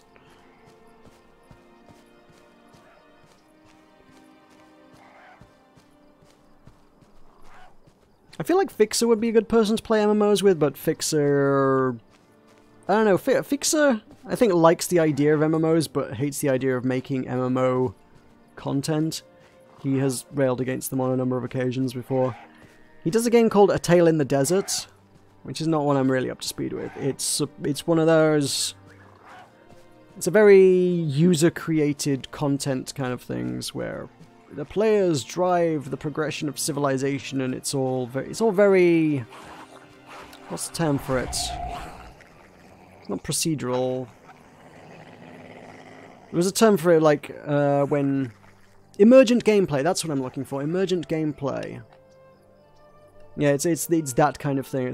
I don't know if there's that much to the game in and of itself per se. It mostly hinges around players having interesting interactions with each other. Which there is a very real argument that Sea of Thieves kind of does the same thing. Like, a lot of what's really cool in Sea of Thieves is when you bump into other players. And how things play out when that happens. It's probably, you know, it's probably more subtlety and complexity to the interactions in A Tale in the Desert compared to Sea of Thieves, but hey. Let's murder a thing and see if I can get some money out of it. Woo! Money! Oh my god, I need to keep doing this. Yeah, at this point they're like, the game's closing down, we don't care, just have money. Here, have all the money.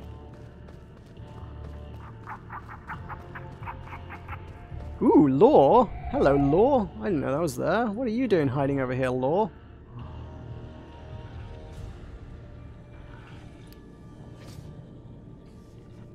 Okay, now I vanish again.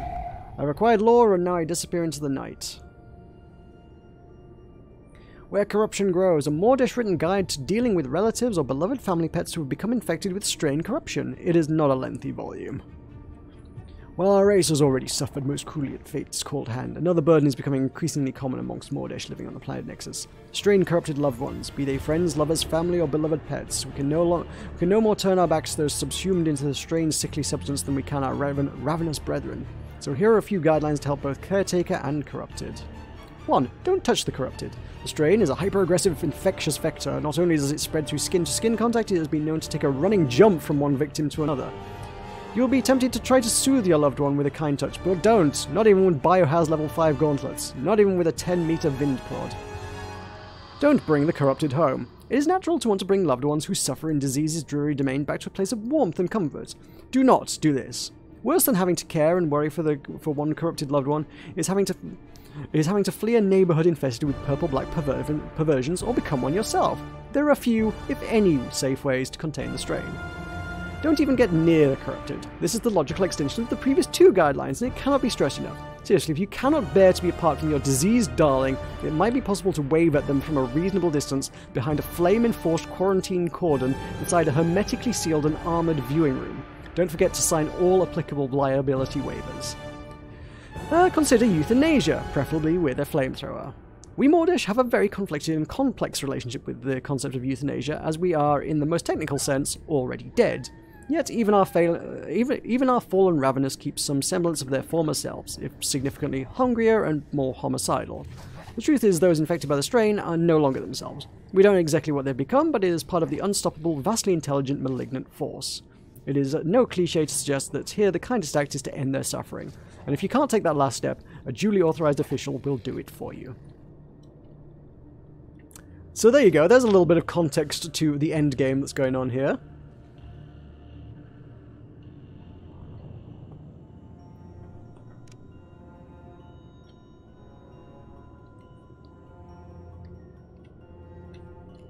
A build the nature type game.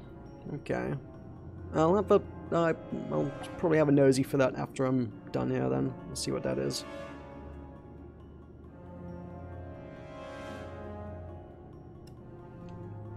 I get so many people trying to pitch so many things to me though. It's like, my inbox is just a nightmare. It just gets at the point where I'm just like, I just play what I want to play now.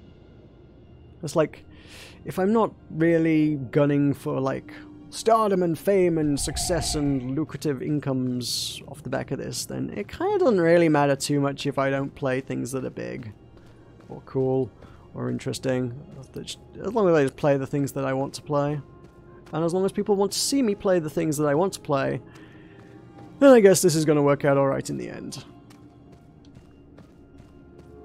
I mean, it would be nice to see some channel growth, I guess, but I'm not going to obsess over it. If we get to the point where nobody wants to see anything I make, then maybe I'll, like, give it up, but we're not there yet.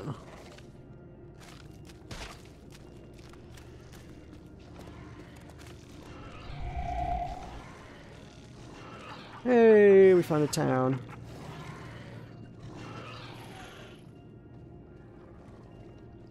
Can I kill this guy? That's big. Okay, he's easy. I'm just going to periodically murder things just in case it gives me like a ton of money, because it presumably will. Oh, there's as regards the strain, let's see, what is it? I think it's just this.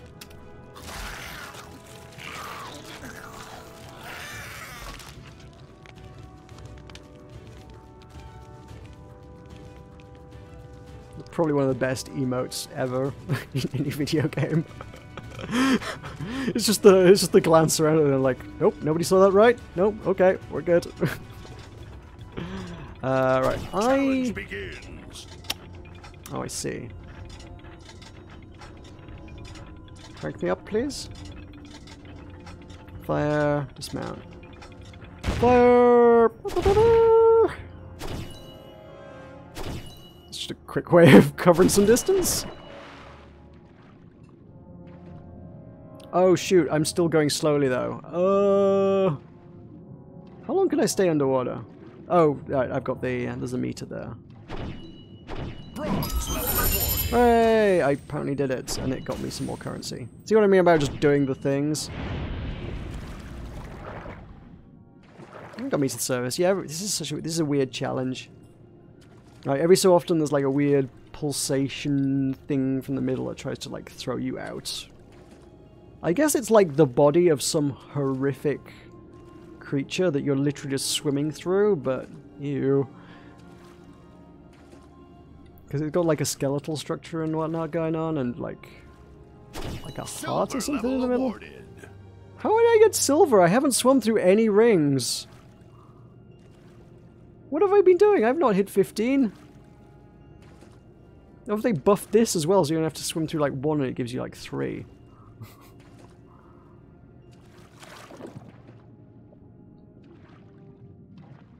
I've already done this with the gold level before, I think, so I'm not gonna like hang around trying to do it in weirdly slow-mo. Can we just end it? I'll let it run its course, I guess. I don't know if I get a reward for it if I cancel it early.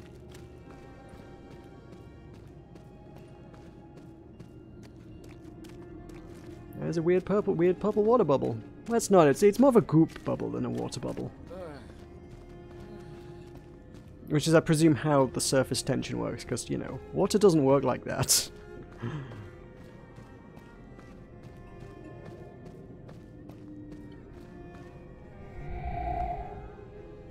I ain't playing Spiral Knights.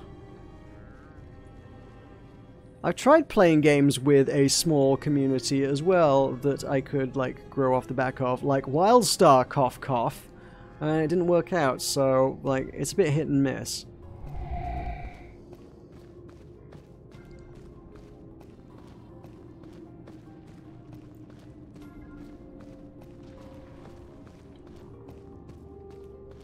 Did you know that by far and away one of the best videos it may even be like the best video on my channel, but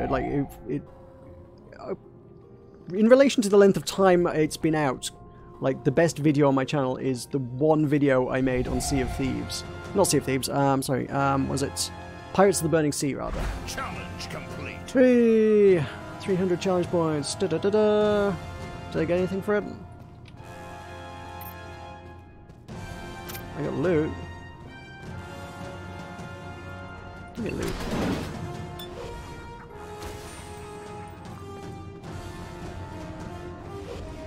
And salvage that.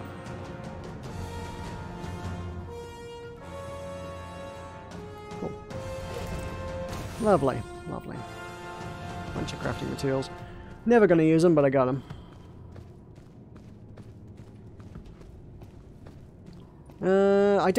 I'm reluctant to get, like, tie myself down to any one video game as well.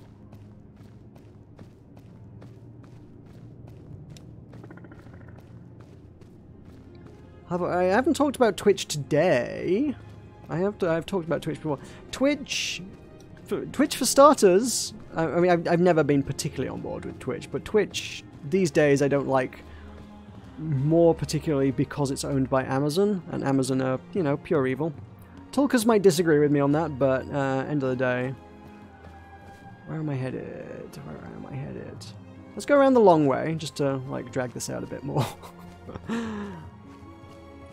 And also, I want you guys to see the zone.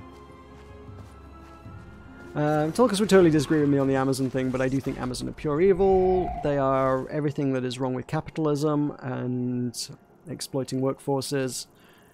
They're just really not very good. So I try not to support Amazon in any way, shape or form possible, where possible. Which extends to not watching people on Twitch, not subscribing to people on Twitch, not streaming on Twitch myself. Which is why all of my streaming is done through YouTube. Which, you know, there is an argument to be made as to whether Google is more or less evil, but if you had to stack the two side by side, I generally consider Google to be the lesser of the two evils, really, is kind of where we're at.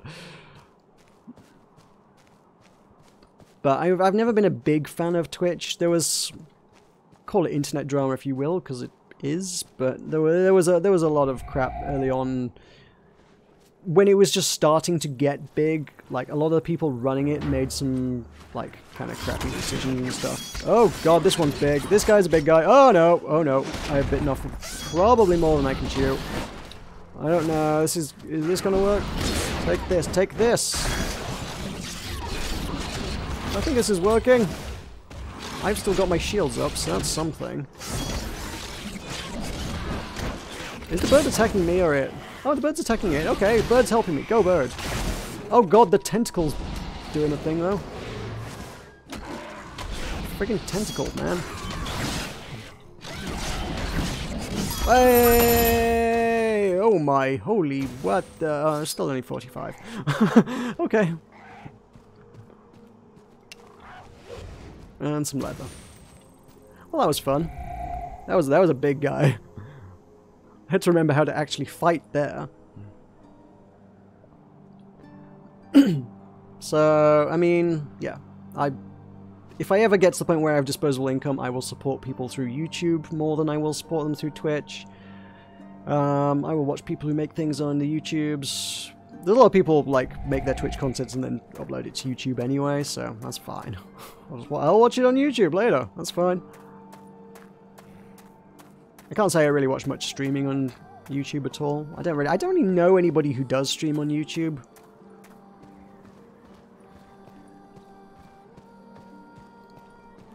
Some daily quests. Is that a player? Oh shoot, that's an actual player. Oh, cool. Hey look, one of the other 30 people online. How about that? Up that way is... Ooh, you know what? Let's do it. Let's go for a wander. Up this way is big things, by the way. Up this way is definitely big things. Also, there's a wonderful conversation between the NPCs there where, like, some of the native tribal inhabitants who are like, they know nothing of the outside world. They are basically like a tribal peoples. Like, we wish to see the world, and WildStar are like, yep, we can take you to it. And they're like, we want to go, and it's like, how much will it cost? And they're like, well, we can't pay you, we don't have your money. Like, we can arrange some credit for you. Oh my god. Capitalism.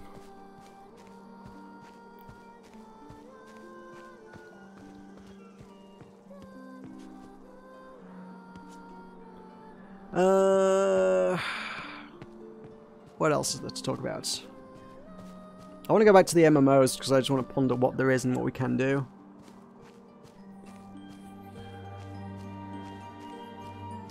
Yeah, YouTube as a platform is bad at the minute. If that's the conversation direction we're going to take, let's go there. Fine. Yeah, YouTube is bad for anybody trying to make a career out of it unless they are colossal at the minute. Which is why, as I talked about earlier, some people are choosing to go down the alternate how can I make money elsewhere kind of route. Can I kill this guy? He doesn't look that big, but I feel like I've had trouble with this guy before. But I feel like I can take him. He ain't so big. He's only 117,000 health. Yeah. Oh no, he's really not tough at all, actually. Yeah, I'm way tougher than I remember being. What's he doing? Oh. He has impeccable defenses for 15 seconds. Alright. You do that, buddy. I'm just going to stand here until your impeccable defenses run out. So I don't know how to get rid of that. Yep. 2 seconds, 1 second. And you're dead. That's 45 currencies for me. I'm going to get your high set focus miner. That's actually probably quite good, I think. And a taurine headdress. What does that look like? Oh, it's decor. Oh. I thought it was a costume. I was like, ooh, I get shinies.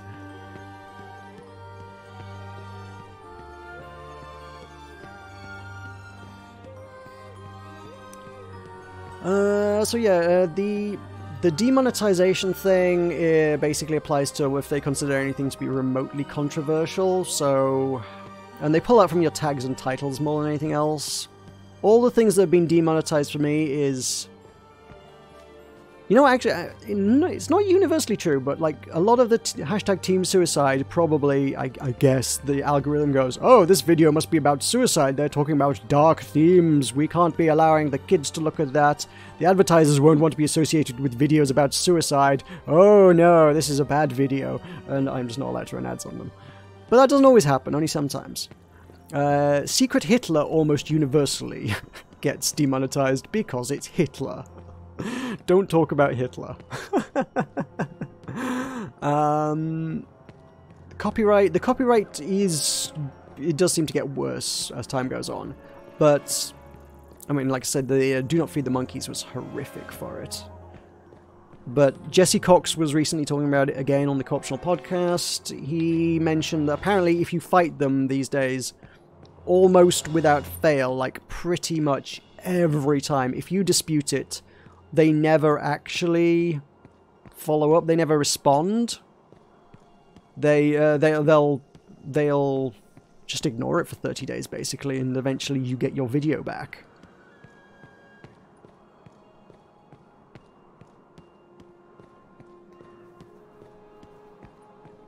And of course, ad revenues are going down because there's so much content, and yeah, it's basically running ads on YouTube is just a terrible, terrible way to make money. If this is the way you're going, this is why you get your fan bases pursuing Patreon and memberships and subscriptions and Patreons and did I say Patreons? I meant more Patreons and more Patreons. All the Patreons have lots of Patreons. Merch, everything, wrestling careers, all of it. Huh. I figured with there being so little going on in the world, the boss would actually be here, but apparently it's not.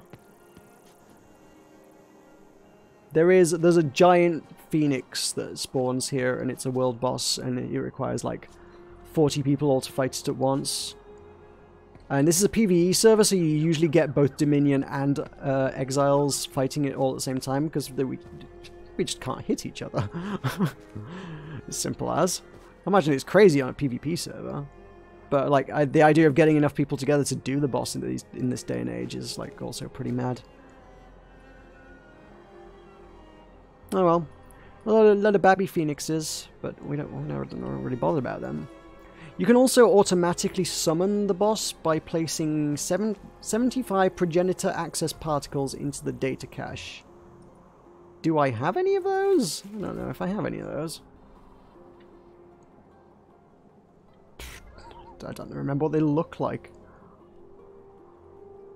I'm sure I have some. I think you get them from like Dungeons and Adventures and just group content actually, generally. But you only get them very rarely. And yeah, so I mean, it's not 75 for one person, it's 75 between like, you're talking 20 people, so if everybody sticks 4 or 5 in, you can summon the boss.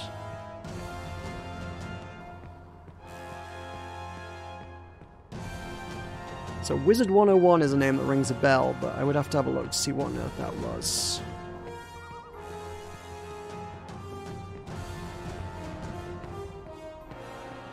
So it's a name. It's like the name's like, oh, I know that, but I couldn't tell you a damn thing about the game.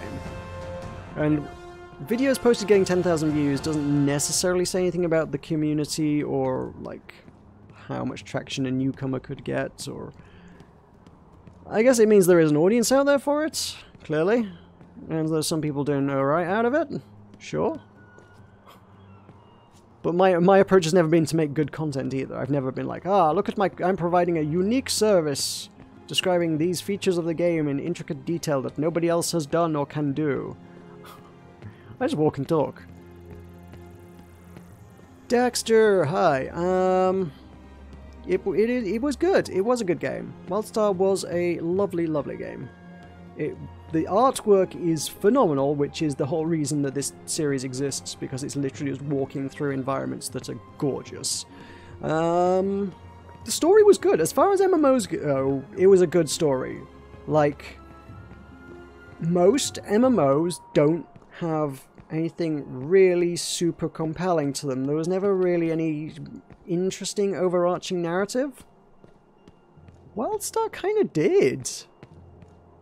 I mean, it took a little while to get going. It was slow to start. Early on, you were just like, what am I doing? Why am I doing it? It was not really clear. But by mid-game, it starts to pick up a bit. And as soon as, like, the creepy strain, plague stuff starts coming into the story, that's when it starts getting really interesting. And it's good. It is a good game. Yeah.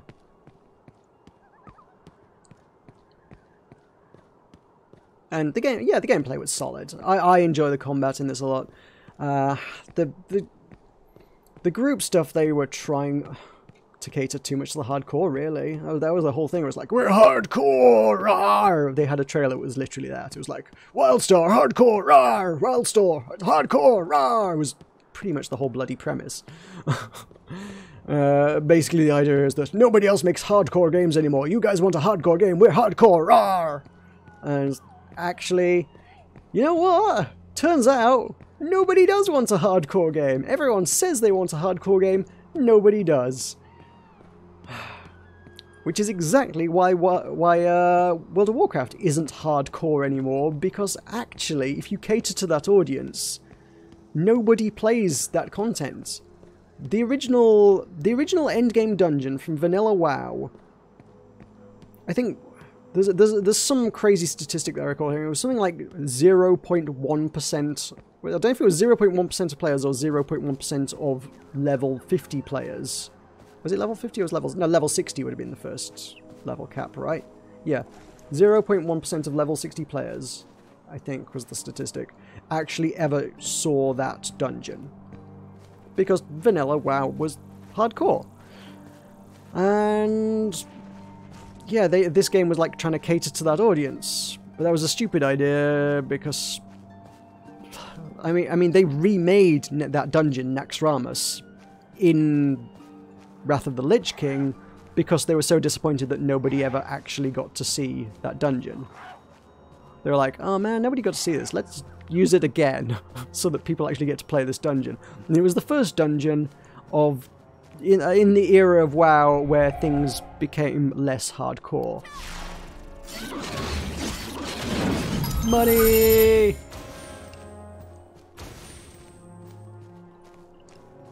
So that was good. And, I mean, they did that because clearly they had the statistics and evidence to back up that, you know, what's the point of making all this content that nobody plays? You're putting inordinate amounts of work into a product that caters to, like, a minuscule fraction of actual players. Most players are not into that hardcore content. The reason nobody saw that content was because most players weren't hardcore enough to do that. I'm sure a lot of them thought they were, but they weren't. And this game was just all hardcore.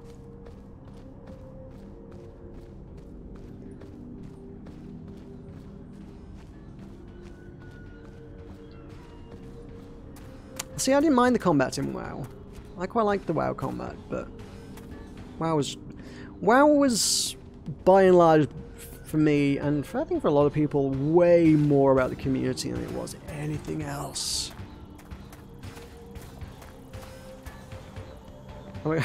After I finish WildStar, yeah, let me finish this MMO. Am I going to play after? Oh, do you mean tonight? Oh, probably not. No. Once we make it to the Light Spire in the next area, I'll probably wrap it up. I must actually have some money now, right? Hang on. I'm in a towny area, right? There's nothing actually going to murder me here. Let's go shopping. Let's go shopping. I got 490 Omnibits. Woo! I could buy things. Mounts. Definite mounts. Oh my god. Oh, these are great. I need to murder a few more things on my way, but the hoverboards are affordable, and I love hoverboards. Okay, which hoverboard am I buying? The Avatus Ringer is pretty cool. Bit Dominion, but the Gold Nugget Hound, pretty neat. A vampire. I didn't see the vampire earlier. Vampire board. Woo! The doggo one's pretty spectacular, but that's 795. The kitty one at 600 is pretty wonderful too. I do like the Berserker. Berserker's aight. Moody one. It's like tiki torches on the side. It's great. Oh, the summer one. Got water pistols on it. Eh. The Monkey King's pretty neat, also expensive. This your hound's not bad. What we got in the way of ground mounts? That Darkspur Chariot's pretty sweet. Primal Strider, holy that's like a... It's like a hologram. It's like a hologram spider tank. I can just ride a hologram spider tank? Are you kidding me? Panda Lynx! Oh my god! Ah! I want one of those! Oh, is there any of these that are within my price range? It's got all the different flavors of gummy lynxes. That's great! Oh my god. Snarfo Ninetails. 2,400! Oh, that's a bundle of stuff, right. Oh, these are spectacular. There's a beach Snarflynx! The Woolies and Trusks are a bit meh compared to the Snarflynx. Ooh, a Hardlight Pumera is pretty cool. Ghastly Skeletal Warpig. Ooh, the Dream Woolly. Oh, I like the Dream Woolly. Oh, that's cute. That's cool. It's Dream Woolly. Nice. What should I be buying here? Yeah, it is just a giant kitty plush mount, basically. Yeah, that's kind of what that is. I don't know where the standard one is. There must be a standard Snarflynx somewhere. I think maybe the standard Snarflynx came through the gacha bit, because they did add a kind of a gacha thing later. Which is Madame Faye's Fortunes. Faye is fortune teller. She sees future. If big folk have mystic shinies. Come on, let me see. So you got to buy coins, and then you get to open the treasure chest. And after you open 15, I think, you get like a guaranteed reward, but otherwise just get a random thing each time.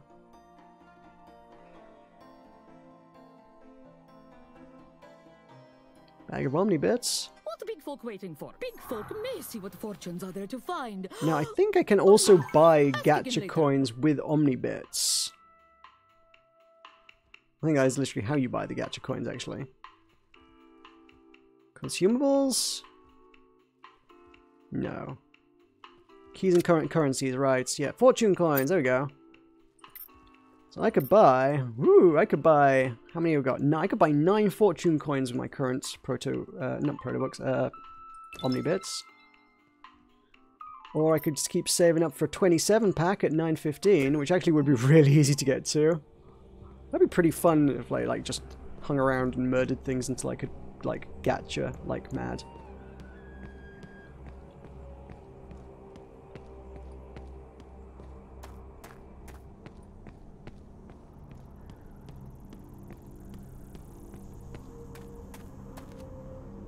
You just want it just because it clashes. I don't even think it does clash. I mean, there are some very silly things, but it's not... It's also kind of not a game that takes itself super seriously either. There's a lot of silliness goes on anyway. I mean, the Lop themselves. There she is. She's Lop. Welcome to Madame Faye's outlook. Not Madame Faye's Lop. Too bad, so sad. The spirits have spoken. Yeah. Yeah, they're great. What are they called? Protostar? Protostar. Is it Protostar? Yeah, Protostar. They're the aliens, the super capitalist aliens. They're kind of cool as well. They're all pretty absurd. I mean, the gummy Snarflynx are great. Let me... I could murder a burb. That would get me some coins. I just need to periodically, like every 5 minutes or so, murder something or collect something. Because I think the cooldown on it is like 5 minutes or something. And I'm sure I was probably staring at that store for long enough there. Oh, I gotta be in stealth to do that, right. Money! Fountain of money. Just 45 coins every 5 minutes. And then because everyone's got free signature edition, basically those coins are like limited per month, but I think if you pay the money for the subscription fee, like there isn't even a limit. They just like let you have as many as you want. So yeah, you could stack them up pretty high. Buy some, cool some. Yeah, I now slightly regret that I didn't play this more over the last month, because I could have bought all of the ridiculous stuff. Truly insane. This is a daily thing, a daily kind of world event, daily quest stuff. This is the faction that gets you all the creepy strain stuff. Is it preview item? Oh no! Ah, I didn't mean to buy that. Undo. Sell that. Ah, what did I just buy? Undo. Sell it back. Yeah, preview item. So, yeah, you can look pretty gross. I got most of these, I just don't... I never made it to the, like, max faction rep for these guys.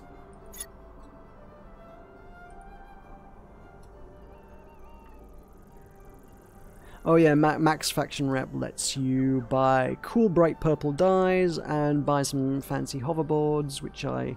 Can I afford them? Ooh, I could afford them. Potentially. Am I... Oh! I think they also gave everybody, like... Let me check my rep. I think everybody got, like, max rep with all the factions as well, when they were like, yep, the game's ending. Where's my reps? Display reputation. Guardians of the Grove. Beloved. 32,000 out of 32,000 rep. Yeah, I guess I could buy all of the things if I wanted. Oh my god, I could buy all the things if I wanted them. I can buy... Buying that. I can buy purple. I can make things purple. Woo! I can make all my clothes purple. Let's make all my clothes purple. Wardrobe. Hat. I mean, it's already purple, but... Which one was it actually? What was it actually called? I didn't actually make a note of what I actually learned. It's just corruption purple. Where is it? Oh, it might be further down as part of like one of the... Oh yeah, it's a special purple. So can that be special purple? All the like prismatic and stuff is like right down the bottom. Yeah, it's kind of a prismatic purple. It's purple and pink kind of thing going on. So then the purple on my jacket can become like prismatic purple. It's really expensive to like convert things to like... I guess the main color is probably more of a big deal, but yeah. Oh, I was thinking it was quite cheap compared to what I was expecting it to be. Yeah, never mind. But yeah, I guess as a signature account, it actually doesn't cost you that much. If you're not paying for signature, putting some of the exotic colors onto your costume sometimes runs into quite astonishing costs. Actually, they charge you currency every time you want to paint your costume different colors. And if you want to use like the bright exotic colors that make you look really prestigious, yeah, it's gonna cost you.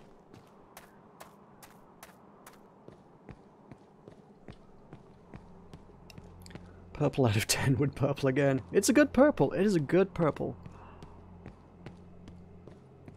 So this is part of a world event thing. You have to protect the magical tree in the Grove of Hope from... Because every so often the strain like invades it and tries to murder it. Explorer, no. This zone is the one Explorer quest I haven't done. Aside from your character, you also have like a... What is it? You have a job, and my job is Explorer. You can be Explorer, Scientist, Settler, or Soldier. And... Actually, I have unlocked Scientist as well, but I never like bothered doing it. Basically, there's stuff in every zone, and I've done everything you can possibly explore in every zone except for one thing in this zone, which requires a group effort. And I could never get a group that wanted to do it, because it's not really important content, so it's literally just a quest chain that requires 5 players. So most people are like, why bother? What's the point? We'll just ignore that and carry on and do the rest of the stuff. You get better rewards from other stuff. Why bother doing the quest chain? It's pointless. So I never got a group to do the quest chain that got me into the dungeon-y thing. It's not really a dungeon, but kind of a dungeon-y thing that had the last exploration. It's the last exploration I didn't manage to do. It says I got 100%, but that's only because I got to level 30. But I didn't do everything, and I wanted to do everything. But yeah, once you reach level 30, it lets you pick a second job, so... I always dreamed one day that I would, like, work my way up through scientist, but never bothered with that. So, whoops. Was I going to maybe play Crosscode? Yes, I was going to maybe play Crosscode. Ooh, apparently I can interact with the tree. I'm concerned that if I interact with the tree, it's going to start the event, but it's glowing and it has a gear icon on it, so I feel like I need to, like, touch the tree. Nope, that launches the event. Yep, that totally starts the world event. Yeah, have you brought 20 people with you? No, I haven't. I'll go away now. Sorry. I didn't mean to bother you, tree.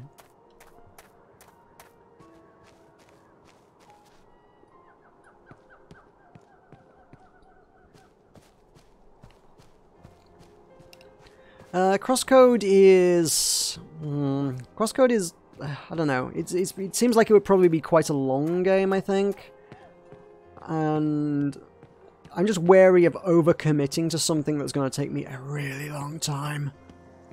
Which is also really why I'm... umming and ahhing about doing Danganronpa.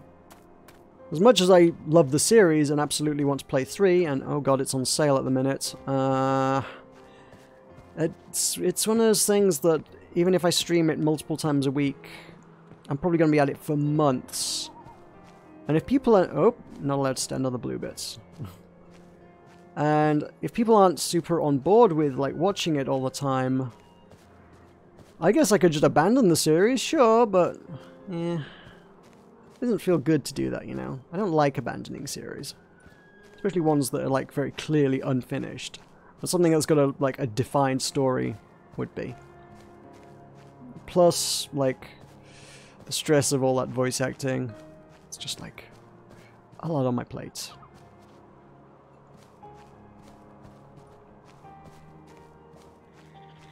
So I quite like this sort of just the general easygoing, ongoing MMO type stuff. Or short one and done things. Do not feed the monkeys. Not tonight. Something I can finish in a few weeks and just be like, well, let's move on to something new.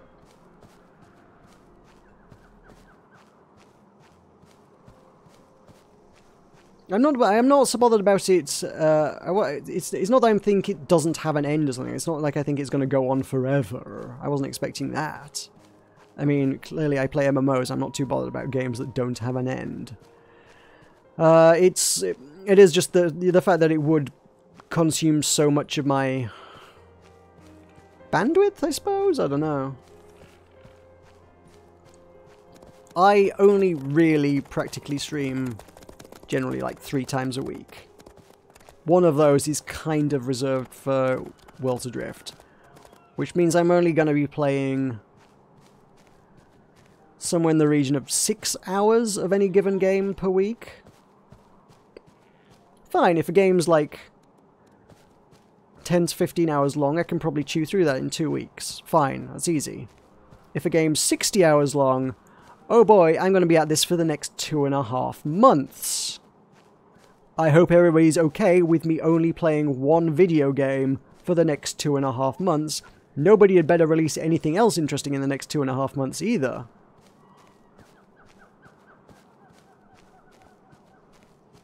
I mean, the solution to it is to stream more, but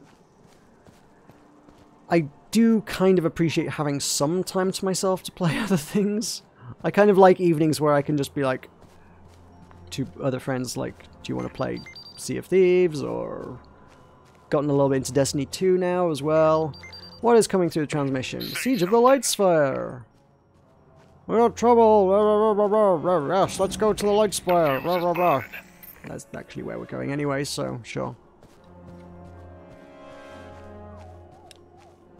What is the best path through this zone? What time is it as well? Yeah, okay, it's 10 o'clock. It's half 10. I've been at this for I've been walking for 2.5 hours.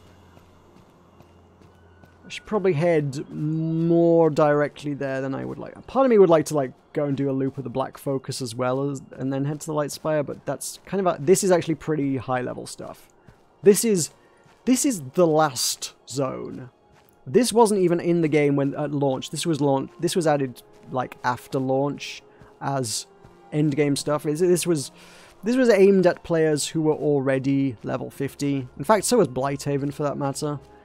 This is just like, yes, these players have already reached max level. Let's give them something to chew on, something to actually give them a little bit of a challenge. Is that a player? Are you a player? No, he's not. Disappointed. Oh, he had a robot by him. I thought he was a player.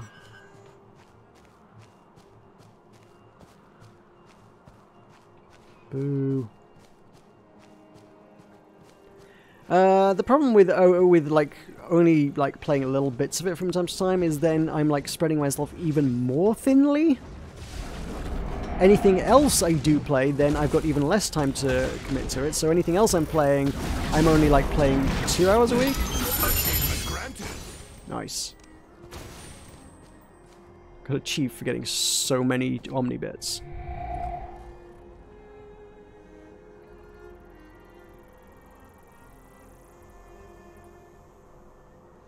Can I afford the cool stuff yet? 580. 595 for the next one. Alright.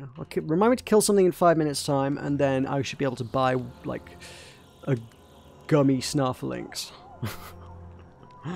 That's gonna be great. Area reminds you of Warframe. Okay. I'm not familiar with Warframe, so I don't really know the aesthetic. This is supposed to be Elden stuff, which is, like... It's the race of all-powerful beings that came before us, that their civilization is the ruins that lie in this world. They came before us, they were ultimately overthrown by the big bad that we're now fighting, and all we have to go on is like relics and artifacts and things that they left behind, and well, yeah, you know, their civilization, so... It's more than just fossils, really, but, you know... We also don't know a lot about them. We only know what we can get through research, but you know, when you come into the world, you're like, oh, who are the Elden? Who are these? There are these weird artifacts that talk about this race, but we don't know who they are. And by the end of the game, we're like, oh yes, this was Bob the Elden leader, and he ruled with an iron fist, and his kingdom collapsed one day, and he was taken over by Fred the Elden. Like, this isn't like you get, you know, you get actual like characters. We know the Eldens by the end of this.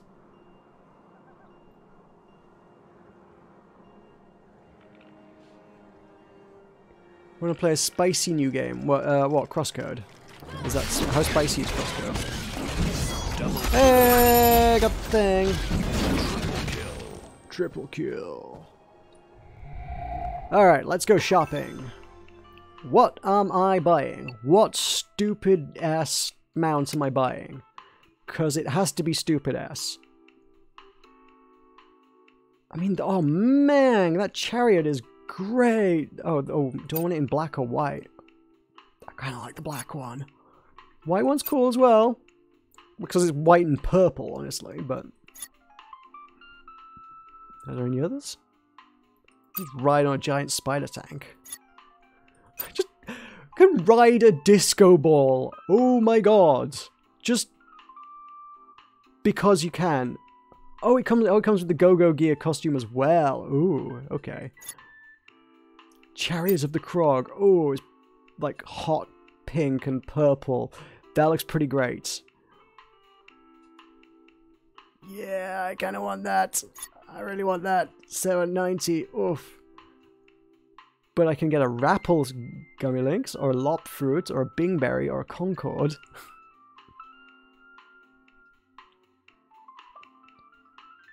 Oh, right. Oh, I see. You oh, right. Take a break from Crossgo. You really want me to play Crossgo, don't you? There's the Panda one as well. Ah, it's Panda. Just a giant, fat, floating panda. It's got to be a gummy. The gummies are so stupid. It's got to be a gummy. The only question is, do I get the blue and green or do I get the yellow and green? Those are the two those are the two I like. I think the blue and green's more me, isn't it? I like the tropical fruit look of that's pretty cool. But blue, I like blue. Tartan sweet rapple. Yeah, let's get. Do you want a rapple? Do you want to float around a rapple gummy link? Yes. Yes. Let's do it. Yes. Yes. Yes. So much yes. Mounts. Oh, it's in here, isn't it? That's how we get to it. There it is.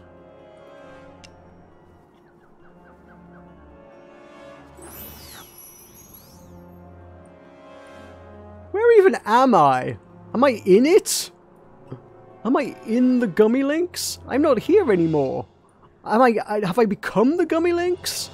Is this just me now? Am I now just a giant floating gummy sweet? Where am I? And it just floats through the air. And they also modeled a butthole for it. It literally actually has a butthole. Look out, world, I'm a gummy lynx. Why am I a gummy lynx? Oh, that's a thing. That is such a thing.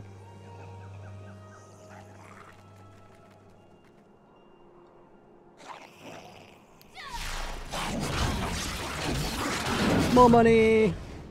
Man, the cooldown on that is actually not very long at all. I should be just murdering stuff all the way. I should have killed everything on the way here.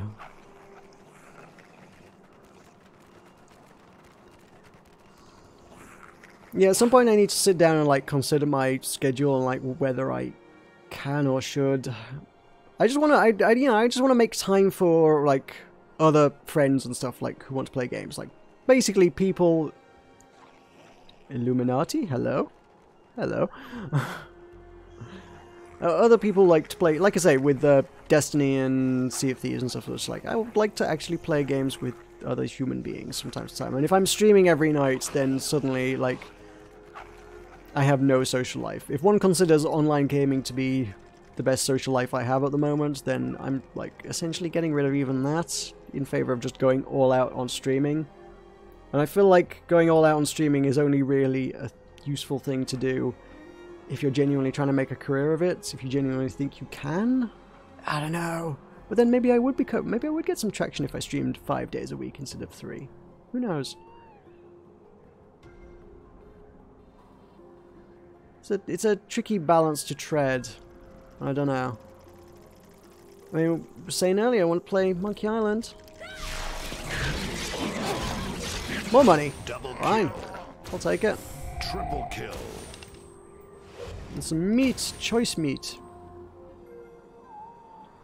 Where am I? We're at the Promenade of Ruin. Okay, so yeah, we are nearly to the end. But we've got one last gauntlet intended for at least 20 players at a time. So we'll see how that goes.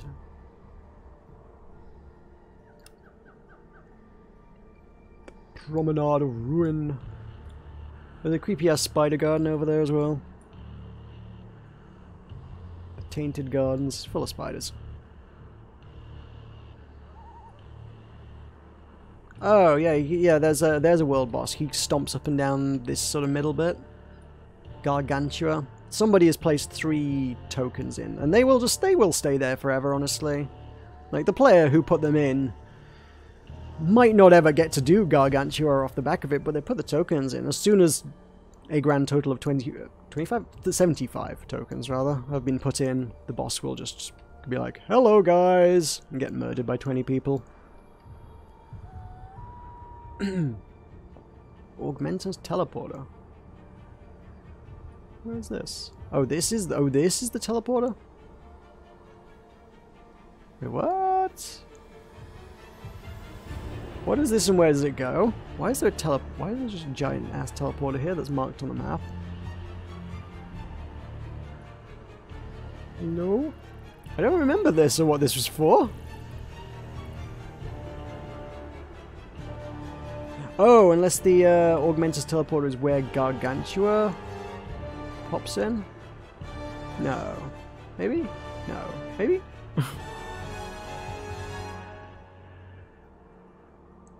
Instance portal Augmentus teleporter. I must start an instance of some sort. I don't know what.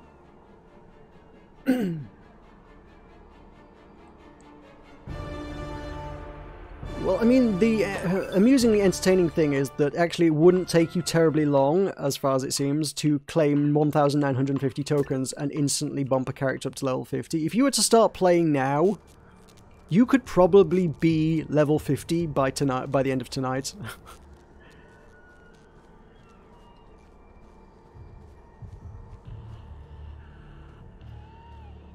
Where am I heading? I'm heading to... This is not where I want to be. Well, I mean, I guess. I don't know. Yeah, these are all Dominion guards. I don't want to pick a fight with them. Because they're all... Oh, they're actually not that tough. Huh. The guns are probably what would do me in. The ones that have 51 million health and 46 million shields. And... Probably and 24 layers of interrupt resistance. Jesus. And if they were to be taken down by anyone, it's supposed to be 40 people. Those are the equivalent of your raid guards in, like, Stormwind or whatever in World of Warcraft. They're like, yes, you can kill the guards in the town, but you're going to need to take 40 people with you if you want to try it.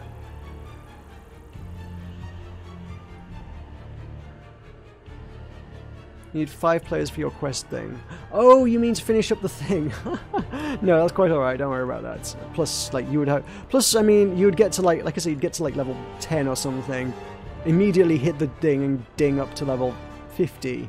And at that point, you've got 40 levels worth of character development and talent points and things that you haven't got a clue about. You would probably struggle, I think, to like get to grips with the game. Just because you could get to level 50 instantaneously doesn't necessarily mean that you should, you know?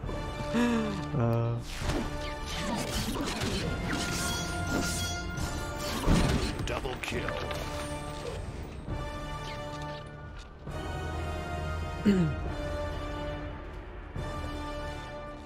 So, yeah, in case you couldn't, like, guess, this is getting pretty, climactic. This is as, I mean, outside of raiding, this is as close to a end of the game as you're going to get. There's this massive siege on the Light Spire, basically. The Plague is trying to claim it. You're trying to fight it back. If they claim it, all is lost. The world will fall. And when you do save it, firstly, like, they'll try again shortly, like, so you still got to keep defending it. Of course you do. Of course you do. It's a daily thing. And you get a fancy cutscene. It's like, oh, thank you for saving me. I don't think, even if I were to go into it, I don't think I could. I think we could actually start things up if I wanted. I could probably make the mission go by using that table. We're not going to do it though, and sometimes you can just like walk in and watch the cutscene just because it's all like the event's already been finished. But yeah, sure, brilliant. No, I don't need this. I know how this works. On the offensive, recruit.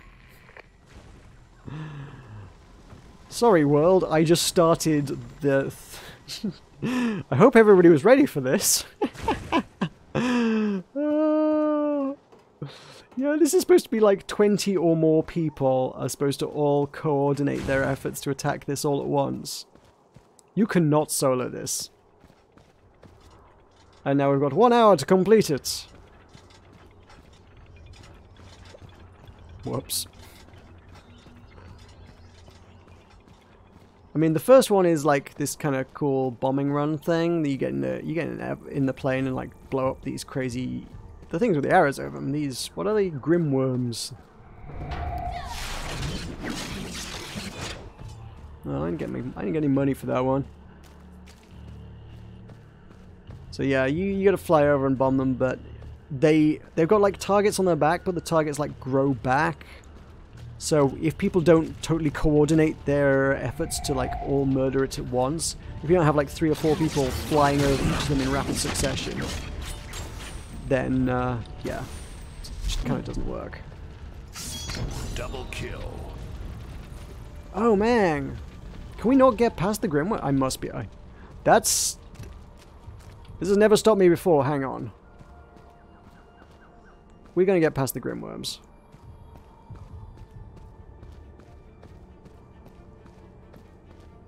A horrible zone of red death has never stopped me getting in somewhere before. And it's not gonna start now. There are ways around. We are getting to this light spire. I ain't leaving here without showing you no light spire. And I ain't waiting, and I'm also not planning to wait an hour just for the event to finish. Hey buddy, what's going on? This XL Nope. could use a helping hand. Sorry Lulu, don't care. Come on. Come on, through the gap. Come on. Oh, maybe not this way. If I had my moon jumping buff, that would have worked. Maybe if I also like actually moved faster than walking pace, but that's not what this is all about. Ah, detectors, is it? Detect this! Detect the amount of money I got! Triple kill. Jeebus. How much money have I got again? I got up to another 300 already. Brilliant.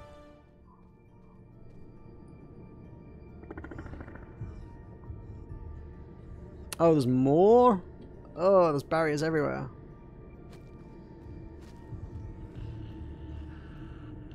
They do not want you getting through this. I'm gonna get through this.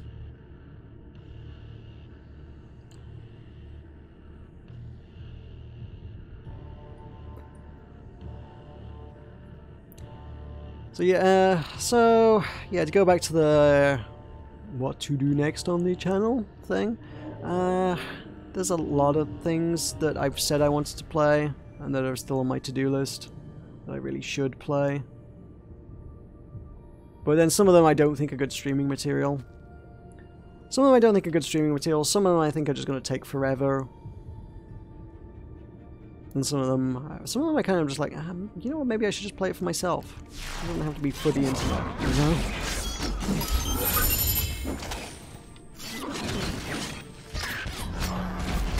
Double kill.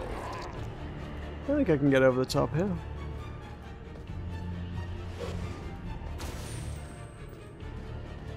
Ooh, sign of fusion, that's good.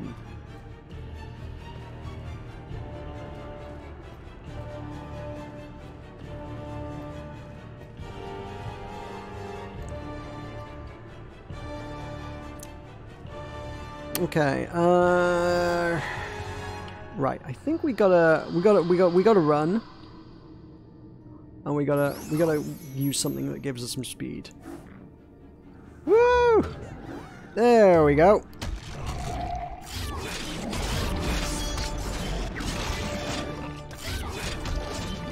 Double kill. Oh, back to walking. Just need a little boost of speed to get over the top.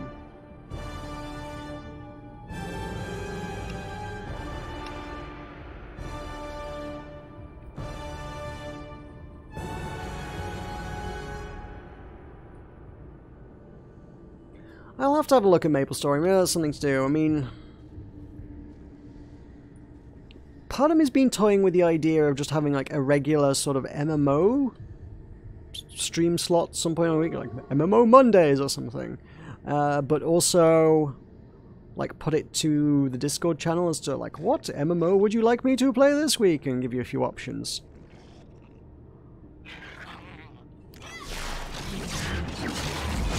Money! So satisfying.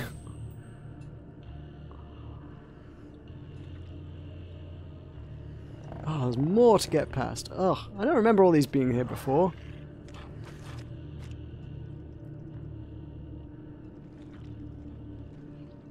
Man, I didn't even get, like, XP and things like that. It's just like money, money twice in a row on the bulk, on my log.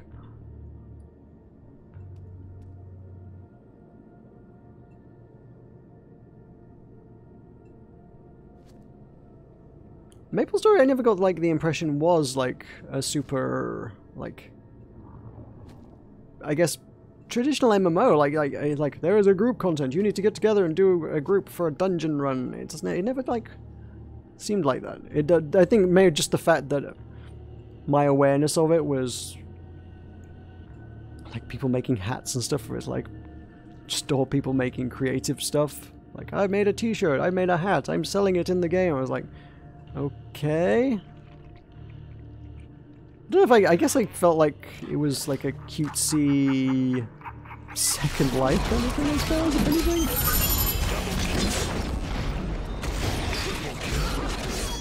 Super kill. Nice.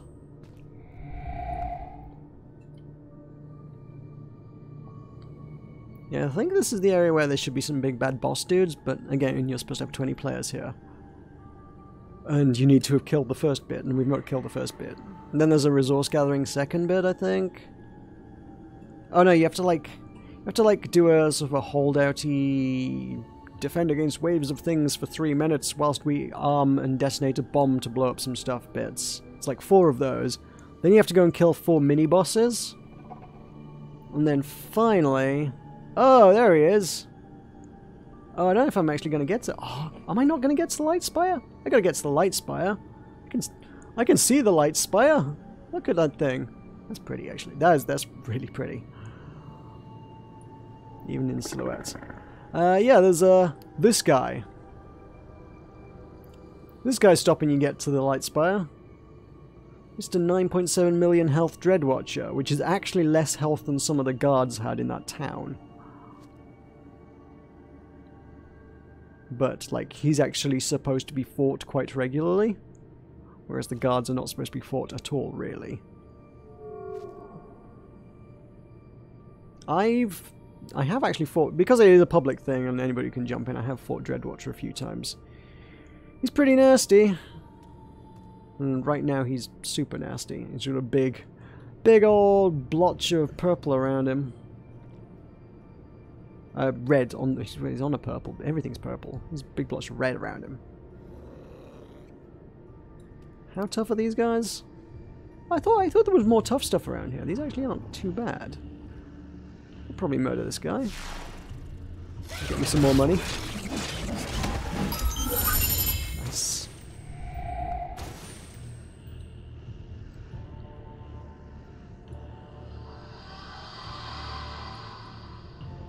Rah to you too, Mr. Dragon.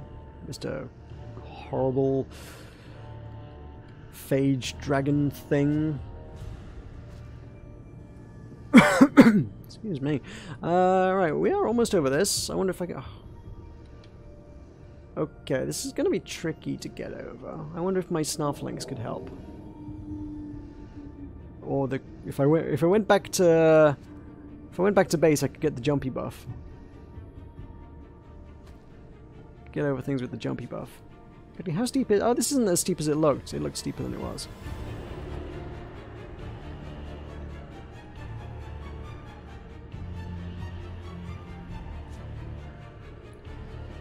Alright, I'll have to check it out.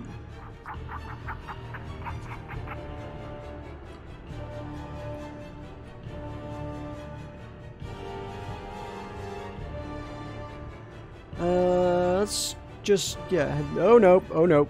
Slow fall. Oh! It didn't kill me! The slow fall saved my life. just barely. That almost killed me, though. Oh, no. Yep, I'm dead. Yep, took a moment, but an error has occurred in add-on. Death. Brilliant. Oh, I see. That means, like, I'm not allowed to revive, I guess? No! What the hell do I do now? Do I need to, like... Oh, I had a macro for this, actually. Because there were issues, damn it. Reload... Well, I don't actually... If I only need it once, I don't need to do the thing, but slash reload UI. There we go. The interface... No! Not all the way back here, no! Of course. I know how it ends. Damn it. Okay, well, let's kick the whole walking thing in the head, because I walked almost all the way there. I just want to get back to where I was. It boings! It boings!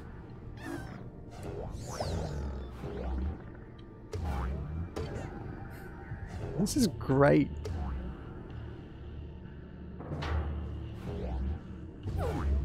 Boingy, boingy, boingy. This is the best mount ever. Oh my god.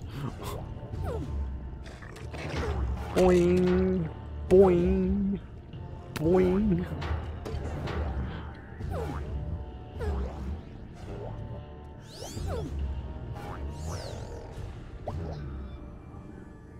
If you do a double jump, it kind of goes whee.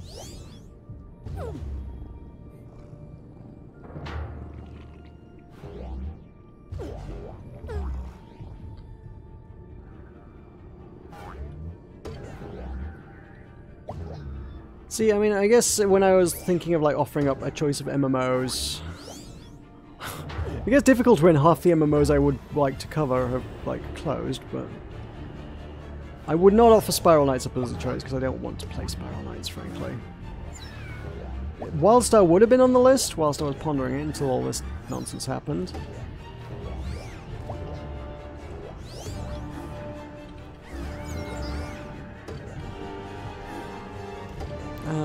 Let's see. Can I get... Oh, can I just get over behind this way? Yeah, we can. Woo!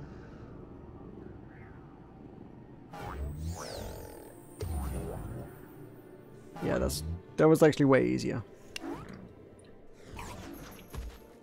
Oh, what? Huh. I guess they don't like you going in there. I guess I'm literally actually not allowed to go in there. Wow. I saw the warning thing next to it. I was like, why is it giving me the warning thing? Normally that's like you've got you've gone out of bounds thing. But it's also the same thing that would happen if you were like stood in like a toxic wasteland or something. You'd be like, or when you were drowning, there's a little meter pops up next to your thing that's like, this is how much air you have. This is how long you get before you die of radiation sickness or whatever. That was, yeah, it's just, you are out of bounds, do not go through here. I guess they turn that off once the dragon's dead so that you can get in there, but you are literally not supposed to get in there until the dragon's dead. So I think we may have to wrap that up there, because I ain't gonna kill that dragon by myself, and I ain't also likely to find another 19 people willing to get on board with doing that in the next 45 minutes and 16 seconds. Oh well. I guess what we can do is boingy.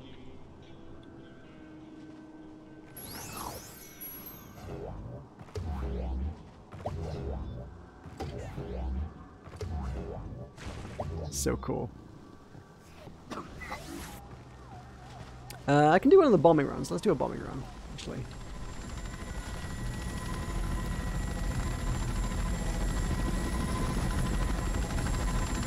Okay. So yeah, these guys got a bunch of like gross egg sac things on the backs. And you can like blow up as many as you can cover in one go. So it looks like you should be able to like take it out pretty easily, but They grow back really fast. Yeah, they're coming back. You just can't quite... You just need to keep that pressure on. And if there was another person following behind me, between us, we might be able to take all of those out. On my own, not happening. I can't kill all the exoganglia. Honestly, actually, if it's just random people doing it, it's also really difficult because you're not coordinated, so someone might not set off quickly enough after you to, like, keep the pressure on at the same time, or you might not focus on the same targets because you're obviously not communicating. So there's 4 of those. Once all the eggs are gone on the back of it, or the exoganglia, then, yeah, see, the health meters just go back up. Ugh. Only once it's like actually at 0 does it actually die. And it's only if you can coordinate can you get it that well down. Oh well. Yeah, it's a kind of a helicoptery thing.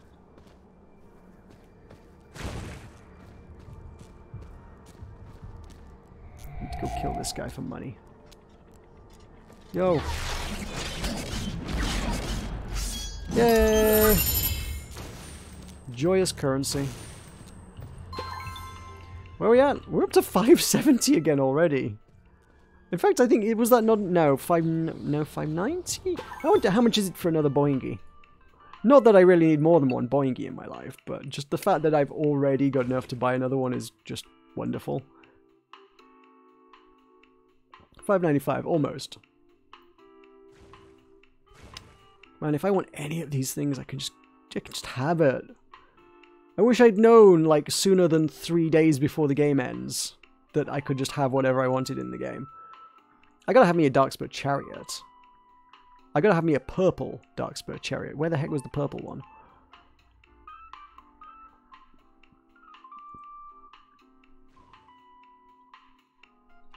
Oh, it's a Krog Chariot. Okay. 790. Alright, we're done with walking, so I guess I don't need to, like, walk everywhere anymore. We've essentially walked it. I've walked from one end of the continent to the other. I started here. We have walked all the way along the south coast of Malgrave, up the path along the east coast, through into Grimvault.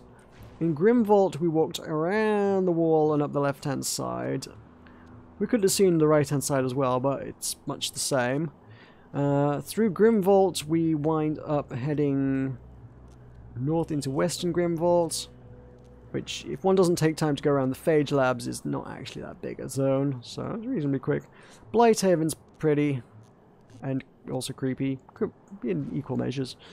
We went up, we went and had a look at Scorchwing, came back down through here, all the way through the Grove, wound up in here, came along here through the Promenade of Ruin, climbed over Havoc's Threshold into the Cradle of Archfiends, past the Black Ultimatum, and snuck our way through the Dreadwatcher's Helm, only to get told, go back, you can't go to the Lightspire today, you're only one person, come back when you are 20 people. Which mildly sucks.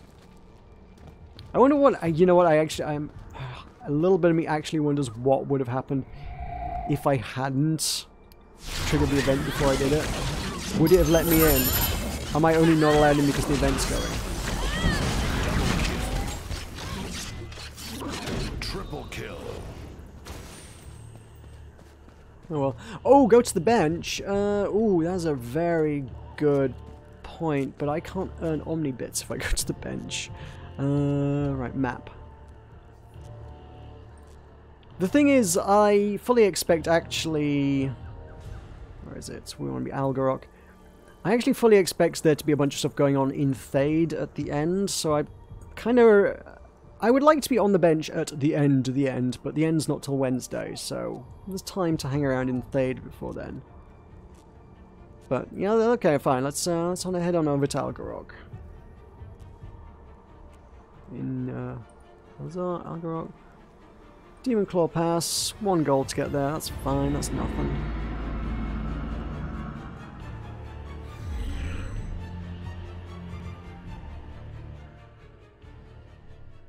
Nice if they release the game assets. Yeah, yeah, I mean, to be fair, for a game like this, it'd just be nice if they just sold everything to somebody who was happy just keep it ticking over.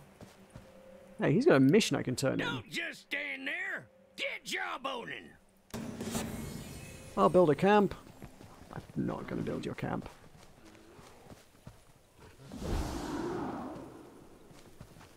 What have I agreed to do? Oh, they're building something here? I've agreed to something. Ah, shoot.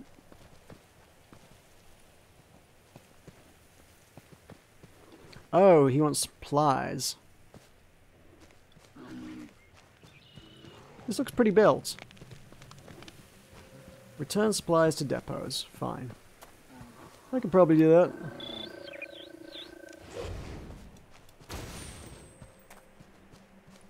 How many can I carry?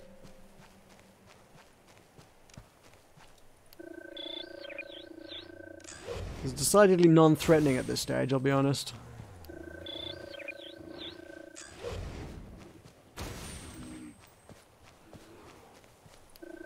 I guess I can carry a bunch of them. It doesn't, like, give me any information as to how much I'm carrying. I guess if one is 13%, then I need, like, 8 total, right?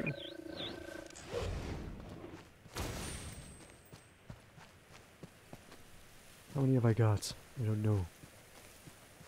Why am I even doing this? Why did I agree to do this?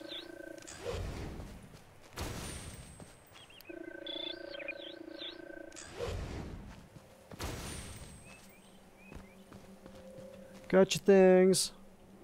Ah, one more. And get the things.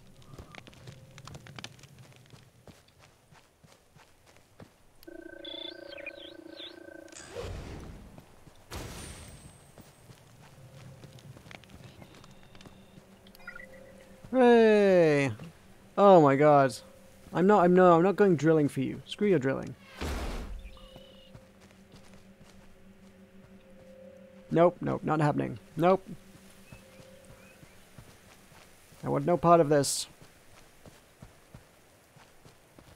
One stage of the event is fine. 2 stages is too many. Herperb, hi. This is a great MMO. It is totally overshadowed by everything is overshadowed by ooh, a skull. Everything's overshadowed by battle royales at the minute, but it doesn't matter. People who are playing that wouldn't have played this anyway. The only thing ruining this vista is the fact that I, at some point, had to do the exploration thing, and so we've got this bloody exploration thing that's here permanently now. Because once it's done, right? Once you've done that mission, it's there. But any other player who came by here who isn't an explorer wouldn't actually have this bloody thing in the background. It's really annoying. I wish there was some way to actually get rid of that. There we go. That's a familiar looking sight. Just ignore that in the background. So I can take a seat. I don't want to sit on the rock. I want to sit on the bench. Can I sit on the bench? Nope, I can only sit on the rock. Fine. Alright. There's me. There's my bottle of, I guess, Cassian wine. A glass of wine. Nice. An idyllic view out over the valley. And a slight whirring noise. And, Field Commander Telnetia. Having a wander around on a rock out there.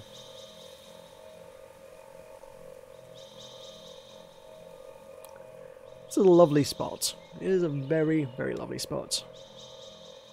Happy Turkey Day to you too! We don't really do Turkey Day here, but, Happy Turkey Day nonetheless.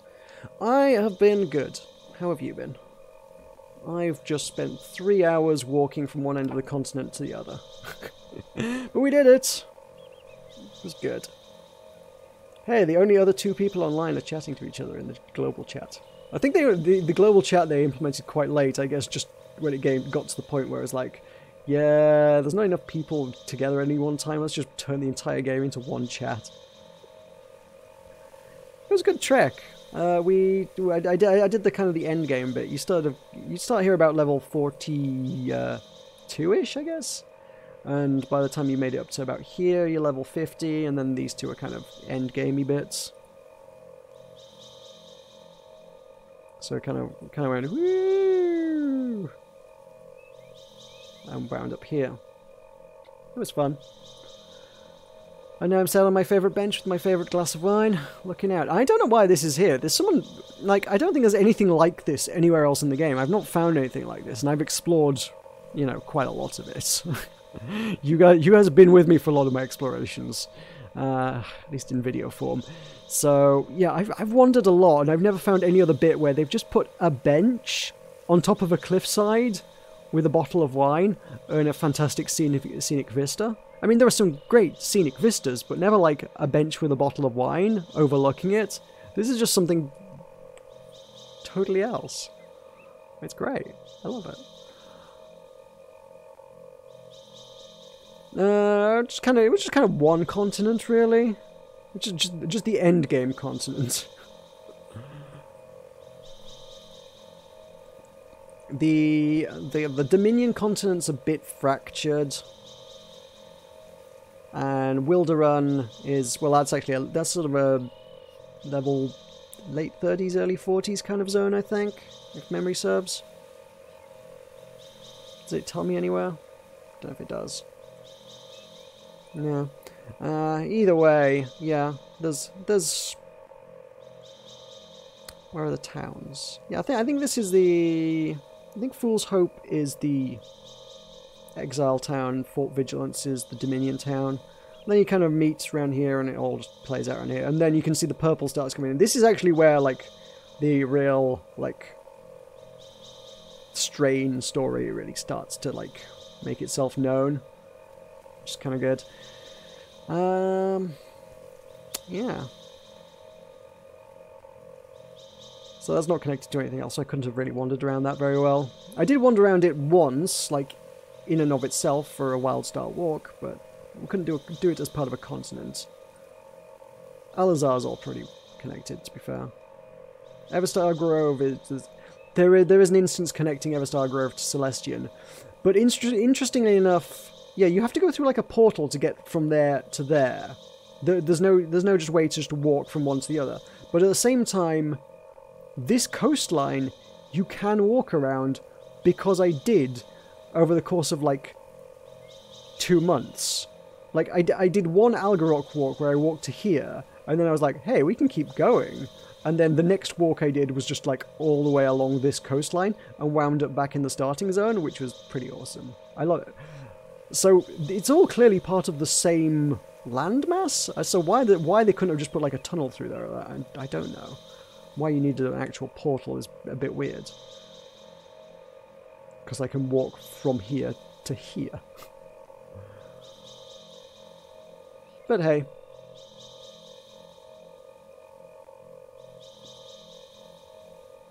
Just an offline MMO. I would be very content with WildStar offline, I think. Just a world to walk around in, and it's just very pretty. I mean, a lot of the quests, I guess you could keep all the quests in and just have it as a solo thing. Just like Dragon Age or whatever, I suppose. It's like, hey, it's an RPG, go and kill all the things. I mean, oh shoot. You know what would be really great if they could like rebalance a lot of the big group content so that it was solo content. It was like, yeah, keep it a really nasty, really hard boss fight, but like, I don't know, throw in some NPCs as well instead of like just to keep the giant epic battle feel, but have the NPCs fighting alongside you and not really strictly actually contributing much, but just for the feel of the thing. And turn it into a big, epic solo fight for yourself. And just have it be a solo RPG world. That would be fantastic. Why does nobody do that with old MMOs? Oh my god. That's what they should do with them, rather than running server costs. Because obviously it would be super cost effective to do that right. I don't know. Yeah, I know there would be a lot of work involved in that. But I mean, vast amount of the content is already in the game.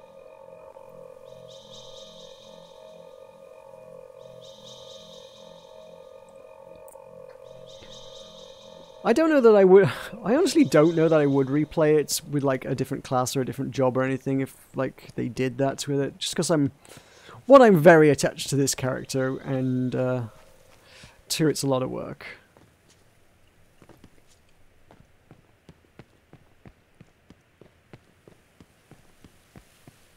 But it's just a beautiful, beautiful world that I just like being in, and it's not going to be here after Wednesday. That's very sad. Even if I don't like actually play the game anymore, I just like being in this world. But yeah, seriously, rebalance the bloody content. Let me do all the dungeons that I horrifically struggled to do in a group, and the raids that I never touched. Let me just rework them so that I can do them solo. So all I have to do is be Maroka Thornbrush, the sneaky stealth cat with the stabby stab and the bouncy links, and let me go and do the raids solo, and that'll be great. That's what I need in life. And then I can bounce around on Arapple gummy links.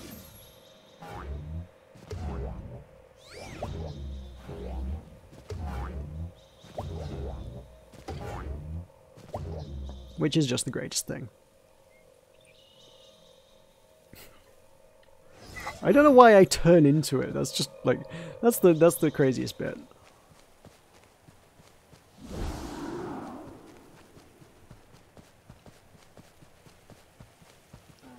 I need to find other things that can get me currency around here. Will that plant get me currency, or is it too low level? Because the enemies won't. No.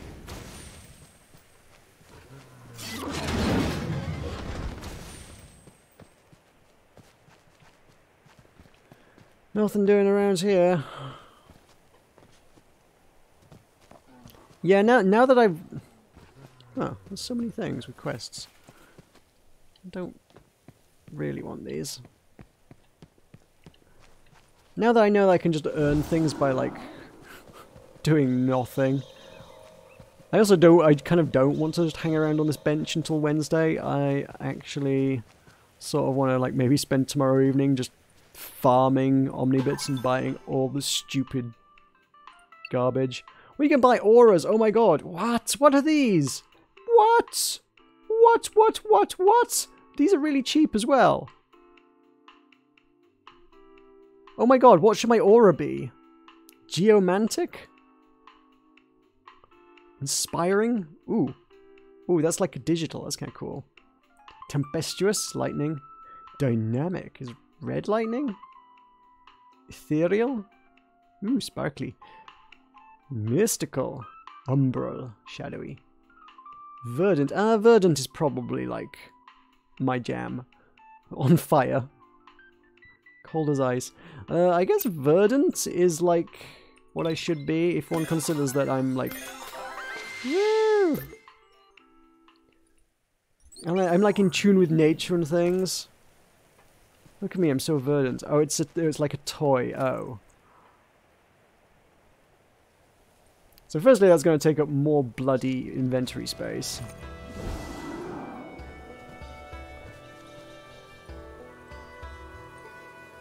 I'm not sure these effects were as cool as I was expecting. I don't know what I was expecting, but now I'm just green.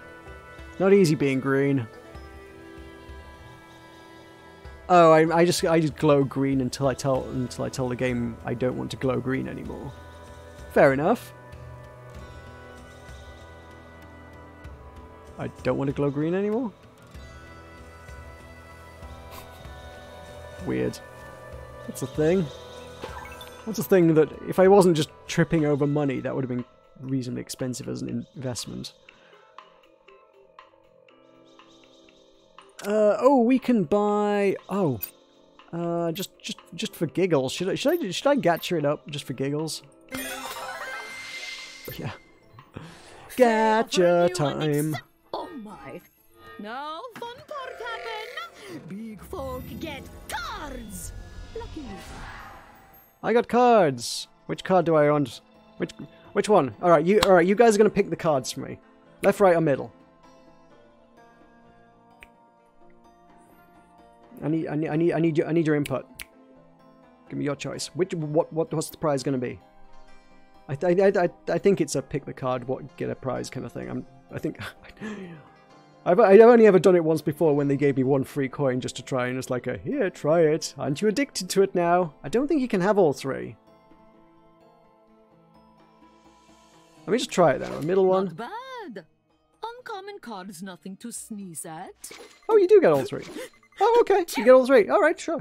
All right, I thought you had to pick one. All right. All right, so I can get trade skill materials, a random amount of cash, or random amount of Omnibits. Well, I just spent Omnibits on getting these, but yeah, it saves me some grinding. I got 3 rewards. Waiting for a visit. Don't make Faye wait. Oh, wait, I do get all of them. Cash bag, Omnibits. Huh. What's the point of these then? Alright, fine. Fortune for a It's like opening bloody card packs. Faye consult cards. Find out the big fox prize. Winner. This is like playing Hearthstone again. About that card. Safety Dancer, create Dominion. Ugh, that's no good. I'm not Dominion. How is this useful to me?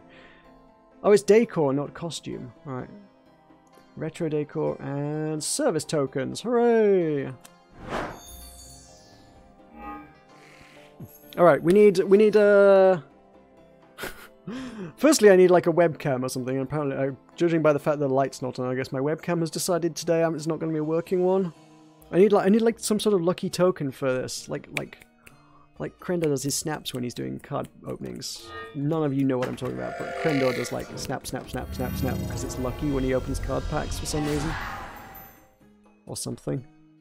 3 greens. Not bad. Uncommon cards, nothing to sneeze at. Oh. Yes, it is.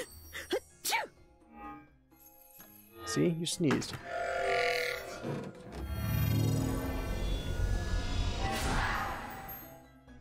Ooh, epics. Madame Faye calls that card uncommon. So does everyone, but Madame Faye said it first. Also, the dialogue is wonderful. An epic card! Madame Faye epically happy for you! I got a pet! Okay, alright, pet's kinda cool, I guess. Shiny?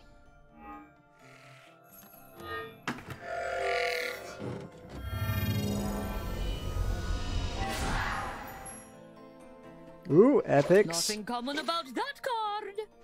Epic card. Ooh. Very nice. Falcon hoverboard package. Faye. The whole thing? Yes. I got a whole Falcon for hoverboard. Whoa. Cool.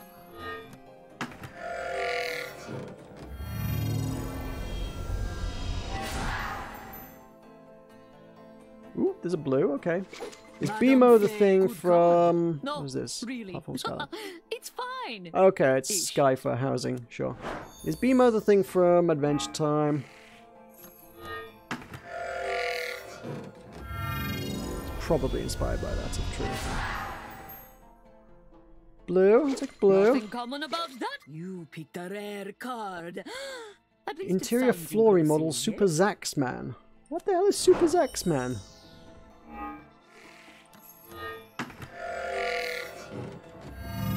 Okay, I can see why people do this. This is kind of addictive. That card is pretty good card. No, really. Pixel Vine It's Lagoon fine. wallpaper. Ish. Okay. I don't know what that is, but I got it. Like, no, I could get something cool out of this. Like, oh man, I want to do it. But the only reason it's compelling is because, like, I'm just throwing... It's just throwaway money at this point. Very nice. Not really nice, but you know, Madame Faye knows that big folk will return soon. Very confident. I can have another 3 for 115. Yes. Give me another 3. Ooh, magic swirly thing. Does magic swirls?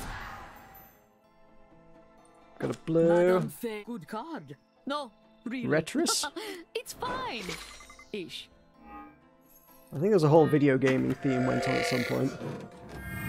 In fact, I think that's what the theme of this pack is at the minute, the whole just stuff, the rewards you can get. Madame Faye Ooh, calls premium that card, crates. Premium die crate. One So random does die everyone, from but Madam one. Face did first. One random die from the Retro Premium Die Collection. Construction Orange, Rose Rage, or Space Cobalt. Cool. I have those. I want one of those. Ooh, two more. Two more! And I can get a bonus reward thing. Uncommon card. Good fortune. Don't be a stranger. How much are they each? Oh wait, hang on, 150. Oh, I can buy another 3. Yeah, great. Let's do it. Let's keep spending. Gotta keep spending. Mystic Shinies call. Watch. I would not be doing this if this was actual money. Blessings from Shiny. I wouldn't touch this. This would be so expensive if I wasn't just like. This wasn't just. There we go. I got a blue one as well. Fortune flavor. Not Madame Faye, but some lop. We are almost at reward time. Ding ding! Got a gold carrot. Woo! Which automatically makes that one epic. Nothing common about that card. You flipped an epic card. I already had that one. Are you kidding me? Are you actually kidding me? What a rip.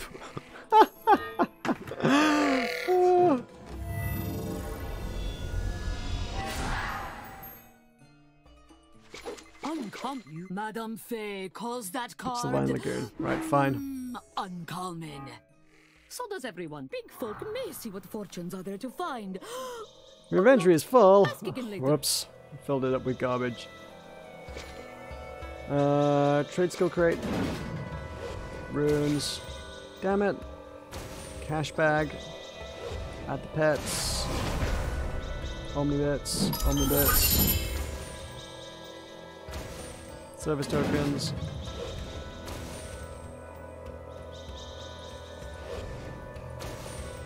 Right. Adding all the dancers to my house. Decor.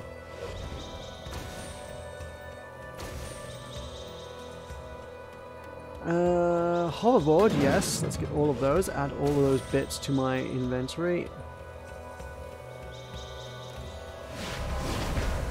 Safety dancer crate exile. Skyline. Spaceship exhaust. I don't think that was from there. I've already got all of these dies. Where did I get those dies from? Landing pad, fine.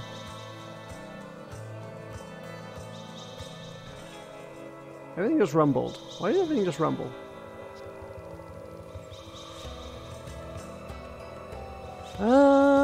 Okay, cool.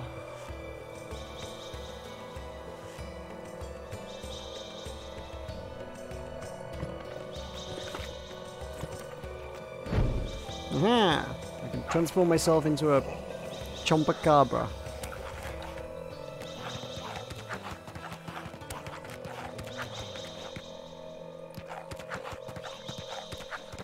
Oh, Chompy can't get on the seat. Oh, I want to see the animation for the Chompy on the seat. I got so many stupid. My inventory is full of stupid toys from random events and things.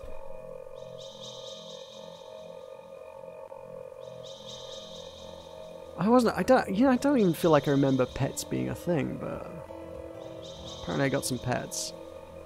All right, so we got her. One of my safety dancers. Special delivery. Diamond, Platinum, Bloodbriar, Octopus, boring. Weirdly enough, diamonds are actually totally boring. That's my. Oh, these are my pets. Yay, pets. What was this one? Oh, wallpaper. Yeah, sure. Ah, the dye. That's what I was looking. That's what I really came for. Just shiny dyes. Exceptional rune, cool. Oh, I can exchange that for cool stuff. Oh, that's actually really good. Actually, I didn't realize you could get them that way. Oh, damn. Can't use that because I already got it. What are we gonna get? We got Rose Rage. That's I can't actually claim. Okay, so most of this just needs selling now, I think. The Dead Chewer's datapad can be got rid of. What's that one? Oh, yeah, sure. Super Zaxman floor. A high air rune strike through. Pretty boring. Those are all boring. Great, we good. Excellent. Madame Faye was an interesting thing. Where are these pets? They gotta be in collectibles, right? No, pets. There we go.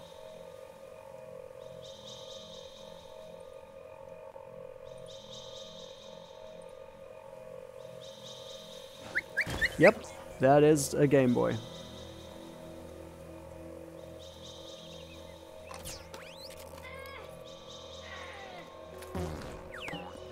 What are you doing?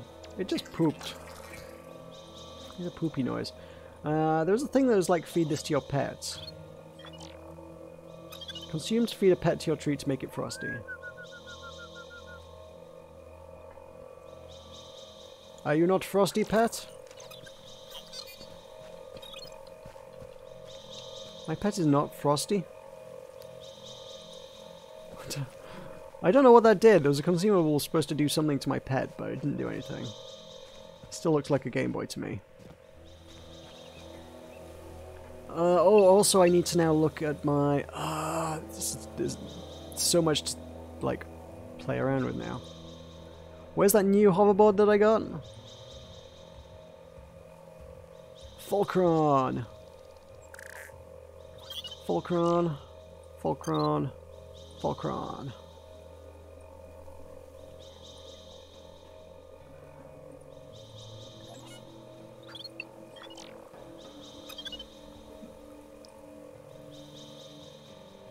Okay. Now ride the Fulcron. Woo! Okay, I'm not gonna lie, that's pretty rad. As far as hoverboards go, that is pretty great. I like it.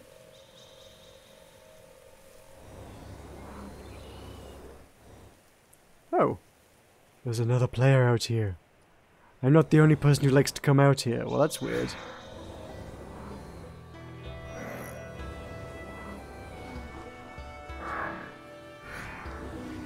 It's got different coloured trails behind it as it flies. That's spectacular. I love it. I love it so much.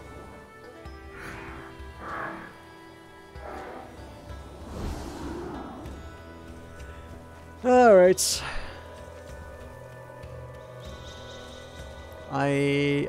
There probably what colour is BMO then? Because there probably is one in there that's actually... Oh, I guess there's blue and red are the two options, I guess. Alright, fine. Come on, let me see. I got the Fulcron, I got the blue, I got the red. Retrosaurs would have been cool. Come on, you can do it. The Retroid costume bag would have been neat, I guess. And the Retrosaur in gold. Yeah, I guess that's super rare. Because it's purple. Not purple, it's a gold. It's not purple. Like this. What, were you born in a barn? I could go for more die crates, sure. I want a gold. I want a gold mount. I guess I gotta go farm a lot of Omnibits and just like go nuts on it. It says so right here.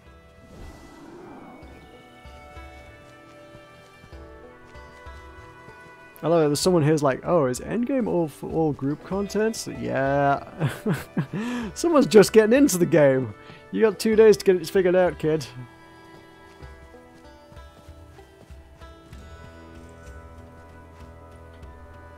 BMO's green. Okay, fair enough. Yeah, I may go hang around some of the endgame zones tomorrow evening and just murder things for money and like... Just so that I've got like just so maybe on Wednesday evening we can just sit and do like a bunch of gacha just for funnies. Because I mean, Madame Faye's coins, if I can save up 915, which is actually probably easy, that's like 20 kills, isn't it? Yeah, it's like 20 kills. I could buy a 27 pack of coins.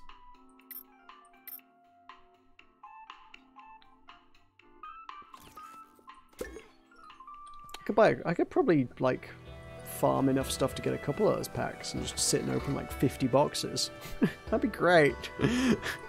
We could just do a end of the game pack opening. And just get... Oh, my inventory would just be full of garbage. Like, entirely, irrevocably full of garbage. Oh well. Never mind. Yeah, let's head over to the bench. Bench is a good place to leave things. That way I'm in a nice place when I come back. I think maybe I need... Do I need to crack open a bottle of wine on Wednesday to, like, drink with my character? Raise a glass to the end of the game? Maybe, maybe.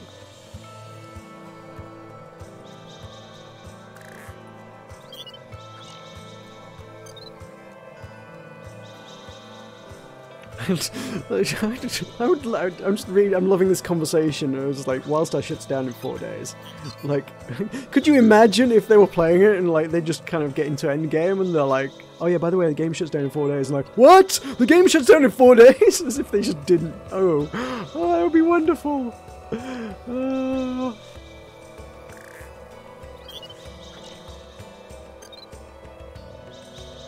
Where's that person who was over there? They ain't there anymore. Where'd they go?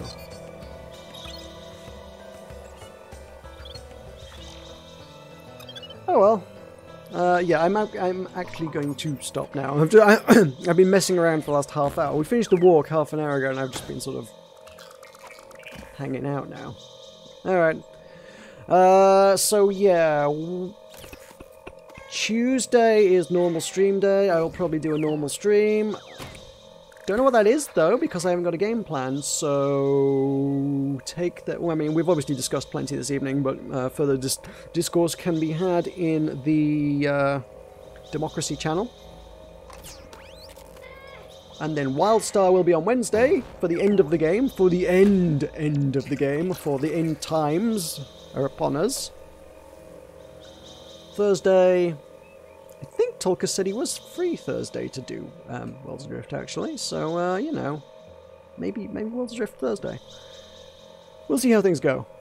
And we shall look at more MMOs. Maybe I could do Maple Story on Tuesday. Maybe I could. Maybe that would be a thing. Have to delve into that and see how that goes.